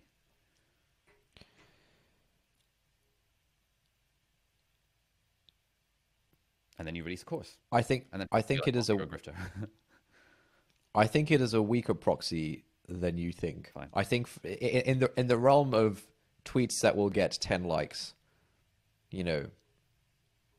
all right, let's say something more interesting. In the realm of tweets that will get good engagement, there are ones that are more genuinely useful, and there are ones that are less genuinely useful. Okay. And I think look, what you were saying amounts to saying like, oh yeah, I think BuzzFeed listicles, are equally as meaningful as, what would be the opposite? I don't know, some like long form piece in the New Yorker. I think BuzzFeed listicles get more likes and shares on Facebook, and so that's a good proxy for like usefulness or meaningfulness compared to this long form piece in the New Yorker, right? I think that's just nonsense. Do you agree with that? Okay, no, I disagree with that. What? I think it depends on your definition of useful. More people are reading the BuzzFeed listicle. It's more accessible to a mass audience. The New York Times has a paywall behind it. It's like some long ass 10,000 word essay that a handful of people are going to read. I think I think you can make a reason that no BuzzFeed listicle no you can't is more useful than a 10,000 word piece in the New Yorker that fewer people are going to read.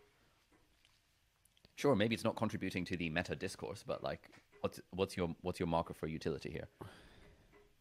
Right, I think my marker for utility is certainly not likes and retweets, and I think it is broadly accepted that the sort of like and retweet game and like a game of grabbing people's attention does definitely lead to local minimas where yes you can have a ton of stuff, you can garner a lot of attention for something that is not useful, that does not contribute positively to people's lives. It's a very common failure mode of social media for that to happen, and so for you to say that just because it has likes it's good. Let's move away from individual tweets and let's move towards follower. Okay. Do you accept that people follow Twitter accounts whose tweets they find interesting, insightful, or useful, or entertaining? Yeah, sure. Do you accept that follower account is therefore a somewhat reasonable proxy for how useful people think this Twitter account is? Dude, I think it's just a lot more complicated than that. Okay, I agree, which is why I'm saying, do you accept that it's a rough proxy? Like, James Clear's Twitter account with 1 million followers is, you know, in some more useful than someone else's Twitter account with 100 followers. Yeah, I think that's obviously a very extreme example. I think most of James Clear's followers came after he became prominent for his book. I mean, I know he had like a long time blog newsletter yeah, before that. writing about habits for like a decade. Yeah, Before the book. yeah, exactly. Sure. But like, I don't think his 1 million followers represents like, okay, to use Ryan as an example, Ryan has 8,000 followers, and I think the genuine human connection per follower is obviously much higher, and probably even like the total human connection from someone like Ryan with his 8,000 followers, Sure. I think dwarfs people with hundreds of thousands of followers. Sure, that's fine. I mean, that's a conversation of depth versus breadth. Ryan goes deep with a smaller number of people. That Right. depth is significantly greater than the sort of surface level that someone tweeting fortune cookies is likely to have with a bigger swath of people. I think we're agreed on that one. Yeah, how do we get onto this? I think you said something around Okay, engagement based. my point. Okay, I feel like I don't understand what you're actually saying. What I'm saying is that you can't knock people for playing the game when they don't have anything quote interesting to talk about. Okay, yeah, that was okay. So the first thing I disagree with you on was that you said like likes equals usefulness, and I don't. Yeah, we just talked about that. I'm saying to an extent. You're saying likes is a good proxy, and I think that is like I think it's not a good proxy, as like any I mean, look at anything that's been said about like the attention economy on social media. Like I think everyone agrees that likes it's not a great proxy for usefulness. At least not not when it's so easy to like click like on a feed. My broader point is not about likes being a proxy for usefulness. It's about you can't knock people for Okay, yeah. tweeting stuff that you think is not interesting when they don't have anything quote interesting to talk about. Here's the thing. I think that's really problematic. I think that is like so demeaning. Like just because someone's like 21 rather than 50 doesn't mean they haven't got anything meaningful or interesting that's sort of authentic and real and personal to tweet or talk about. That's just not the case in the slightest. Okay. Yes, fine. It's probably not business experience on the same level as Dan Rose, who's been an exec at sort of big tech companies for 20 years. They won't be tweeting about that. I guarantee it. Okay, fine. This person, again, we're talking about two different use cases of social media. This person is not in the room to have an authentic connection and make friends and stuff. This person is in the room because they're like, I want to be a creator, and I want to make money in the creator economy. And the way I do that is by creating pithy threads about insights that I've read from books. That's different to Amazon executive making pithy threads about insights from his 50 years at Amazon. It is like a different ballgame there. But both are ultimately creating threads. Useful. I agree. It's a different ball game. I think for the person who has less life experience, I think the goal a lot of people have, yeah, certainly a big goal a lot of people have is to make money as a creator. Okay. And that's like the primary thing, and they can figure out what that means later. They can figure out like, okay, what will my topic be later? Again, I personally feel like that's a bit backwards. I think you can kind of, I think the two can sort of be intertwined, and there's a spectrum of like completely pandering to what will get likes and retweets and things like that, which we sort of touched on at the start of this podcast when you were talking about your book and like maximizing audience. Sure. I think there's a spectrum from like completely pandering and sort of not kind of losing yourself in order to just like get there's a balance to be struck between what I want to create and what I know my audience will want to read, and trying to skirt that line.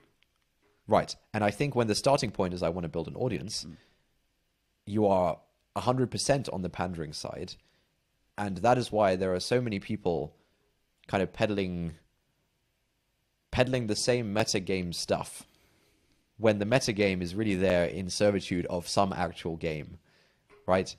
And I think if I think what people want to do is find their actual game. I think if you're if you're young, you're in a process of like figuring out what that is. Sure. And I think this doesn't really, sort of having a goal of becoming a creator about, whatever you can possibly become a creator about. No, it's not about whatever I can possibly become a creator about. It's whatever interests me, and that skirts that Venn diagram between things I like, things I'm good at, and things that the audience will pay me for, crucially. And if you have that, and you're like, well, I don't really know what this looks like. I'm still in the process of figuring out my personal monopoly. You can do a lot worse than by being a think boy on Twitter to grow that audience and use that. And now that you have a bit of a following, a few hundred followers on Twitter from your think boy tweets, now dabbling with like, you know what, I'm actually really interested in offshore oil mining rigs. Let me start, tweeting a few things about that and just kind of seeing what happens, because this is something I'm genuinely interested in. Like, okay, cool. Like,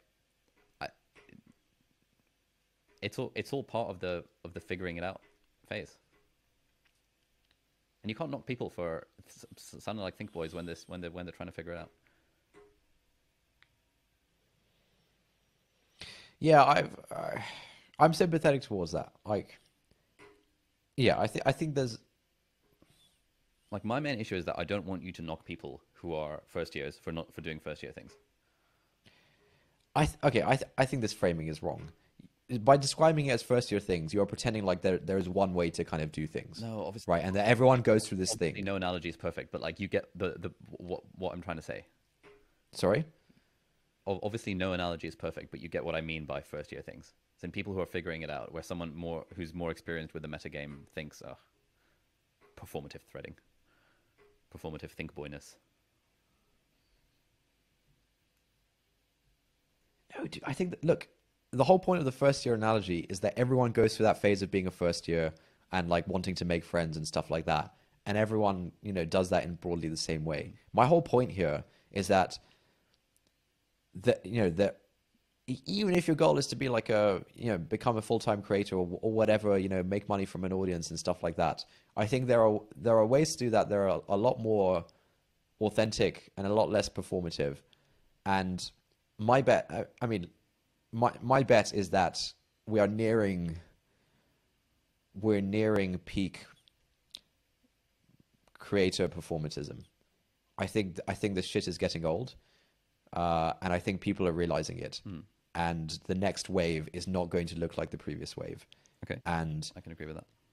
And sure, there's always the option of mimicking the previous wave in anything in order to like get ahead in that thing.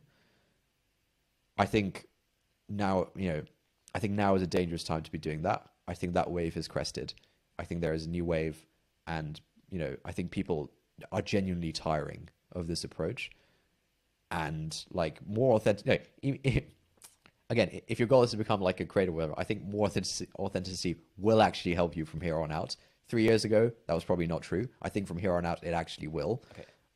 But the point should not be, I think there should and there can be more to it than just like, I want to get lots of followers. Like you can do that at the same time as like being authentic, keeping it real, and like figuring yourself out. Okay. Again, I agree with you. My issue is, and I suppose I'm coming from this from a different angle, given that I am giving practical advice to people who want to become creators, and every single one at the start has this issue of like, what the hell do I make videos about? What the hell do I write about? What the hell do I tweet about? And we know, and this is pretty widely. Okay, look, the problem with the whole be your authentic self is that at the start, where you have no audience, there is no way for people to discover you, because you're not creating stuff that audiences find inherently useful, or at least surface level useful. Yeah, look, there is a legibility issue around like, if people need to be able to see, okay, what kind of stuff does this person tweet about? Where I agree, there is a bit of a legibility issue, and so you do need to. Sorry? It's a huge legibility issue. There are YouTube channels that have been, again, making one video a week for the last 2 years, where the videos are good, but like, there is no clear niche to them. There's no clear like, oh, this is the Notion guy. The Notion guy goes from 0 to 50,000 in a year by being the Notion guy, and builds a $1 million business off the back of that. I'm keeping it authentic and making the sort of videos that I want to watch, the sorts of videos that I would want to see guy goes from 0 to 100 subscribers on YouTube in the same amount of time with the same amount of work. Sure, the Notion guy is probably not being his authentic self because he's not talking about the stuff that actually genuinely interests him.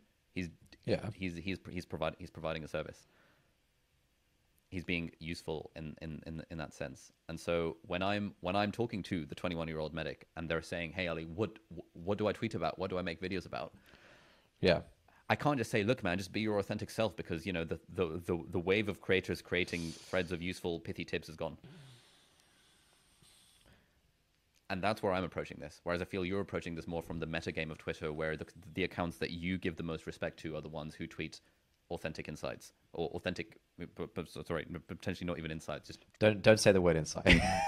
tweet authentically.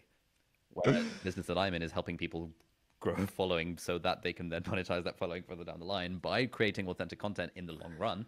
But in the short term, you do have to play the game of what is a niche amount of content that I can offer that given that I have no sort of unique selling point in terms of my life experience, what am I going to make content about other than the productivity canon that I follow on YouTube? Okay, look, okay, look, I'm sympathetic towards that. I think I probably go too hard on the angle of like, kind of keeping it real and having like the purest intentions before getting into something. And I think that is a stupid bar. Like, for example, I'm very happy to admit that I primarily go to the gym because I think being in shape makes me more attractive to women and garners me more respect broadly from men and women in society. Like, that's the primary reason I go to the gym. I don't think those are particularly pure intentions. But hey, if it gets me to go to the gym and stay healthy and all of this other stuff, it can't be the worst thing in the world. So look, I'm sympathetic towards that. Like, I totally get it that legibility is important. And, if you're starting a YouTube channel, fine. I totally agree that, like, you need to have some sort of niche so people can see what they're kind of getting into. I agree with that. Okay. I just think that, I think to an extent, Twitter and YouTube are maybe different. But look, I'm not interested in getting into like the details of like the best way to use each platform. Okay, look, I agree with what you're saying. I guess my point is I think people should just I think there is, I mean, the thing you're describing, by the way, of like, the way to grow on YouTube and stuff like that is by having this niche, doing this stuff. You'll get to 50K in year one, you'll get to 500K in year two. This what sort of. But I'm saying that the way to grow fast on YouTube is by having a niche, as opposed to just creating content that feels authentic to you. That doesn't necessarily have a utility or a clear, legible utility. The thing is, you're kind of. I think you can have authentic stuff that has utility, 100%, yeah, and that is legible. That's literally the aim. The aim is to how can you given that we're all selling the same sunlight, how can you be the lens to shape that sunlight in a way that feels authentic to you, that showcases your personality, that sort of shows your weird quirks on camera. Even thinking about this systematically in terms of like the different branding elements and special language, and why do I use the word waste man and friends in every video, because it's why do I make toilet jokes, why do I talk about I went for a poo the other day, like this is all stuff that shows somewhat performatively my real self, because this is stuff I talk about in real life, and that is one of the things that helps people connect to a creator. It's the fact that, oh wow, this person is showing their quirks and they're being authentic online. Of course that's important.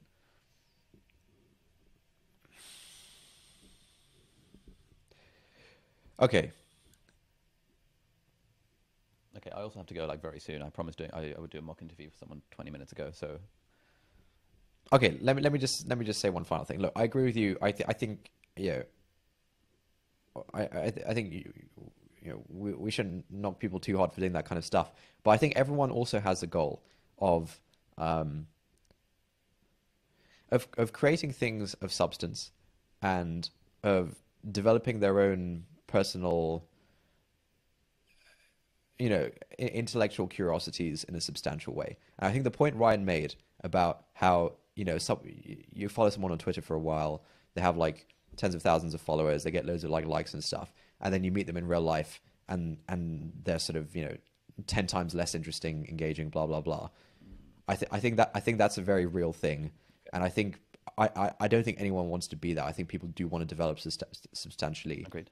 as a person while doing the creative thing. I agree the creative thing is more of a business thing. I think everyone will also want to develop substantially outside of that. I agree. And I think the more kind of I think focusing, the more sort of authentic stuff, if you want to call it that, the more unique, personal, authentic, like non think boy, non engagement bait, non like optimizing for follower growth. I think that stuff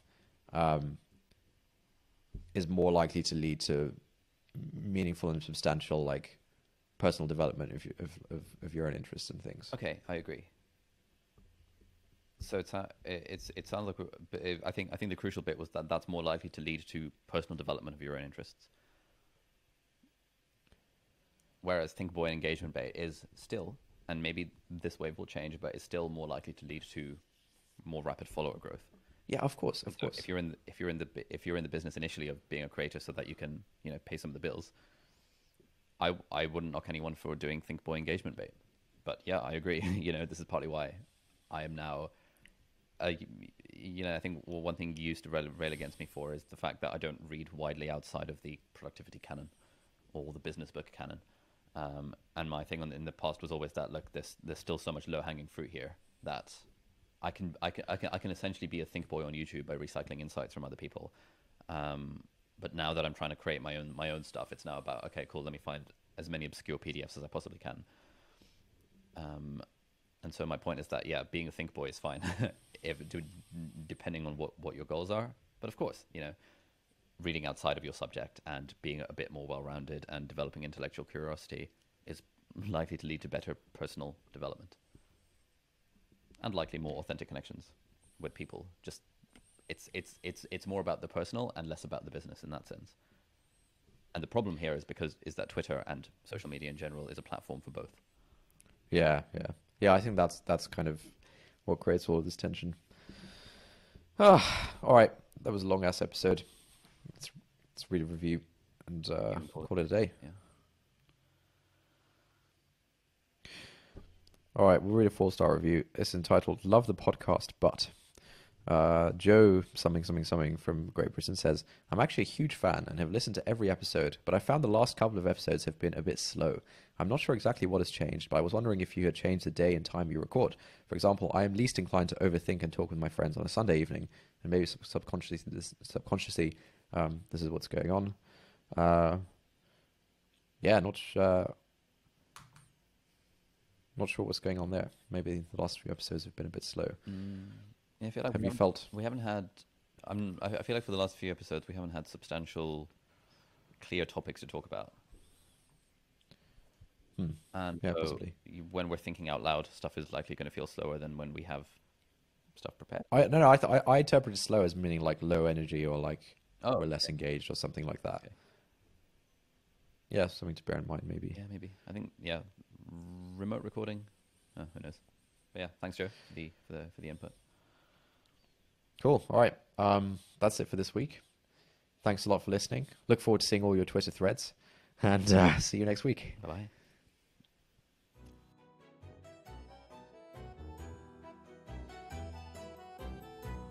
That's it for this week. Thank you for listening. If you like this episode, please leave us a review on Apple Podcasts or on the Apple Podcasts website if you're not using an iPhone. There's a link in the show notes. If you've got any thoughts on this episode or any ideas for new podcast topics, we'd love to get an audio message from you with your conundrum, question, or just anything that we could discuss. Yeah, if you're up for having your voice played on the podcast and your question being the springboard for our discussion, email us an audio file MP3 or voice note to hi@notoverthinking.com. If you've got thoughts but you'd rather not have your voice played publicly, that's fine as well. Tweet or DM us at @noverthinking on Twitter, please.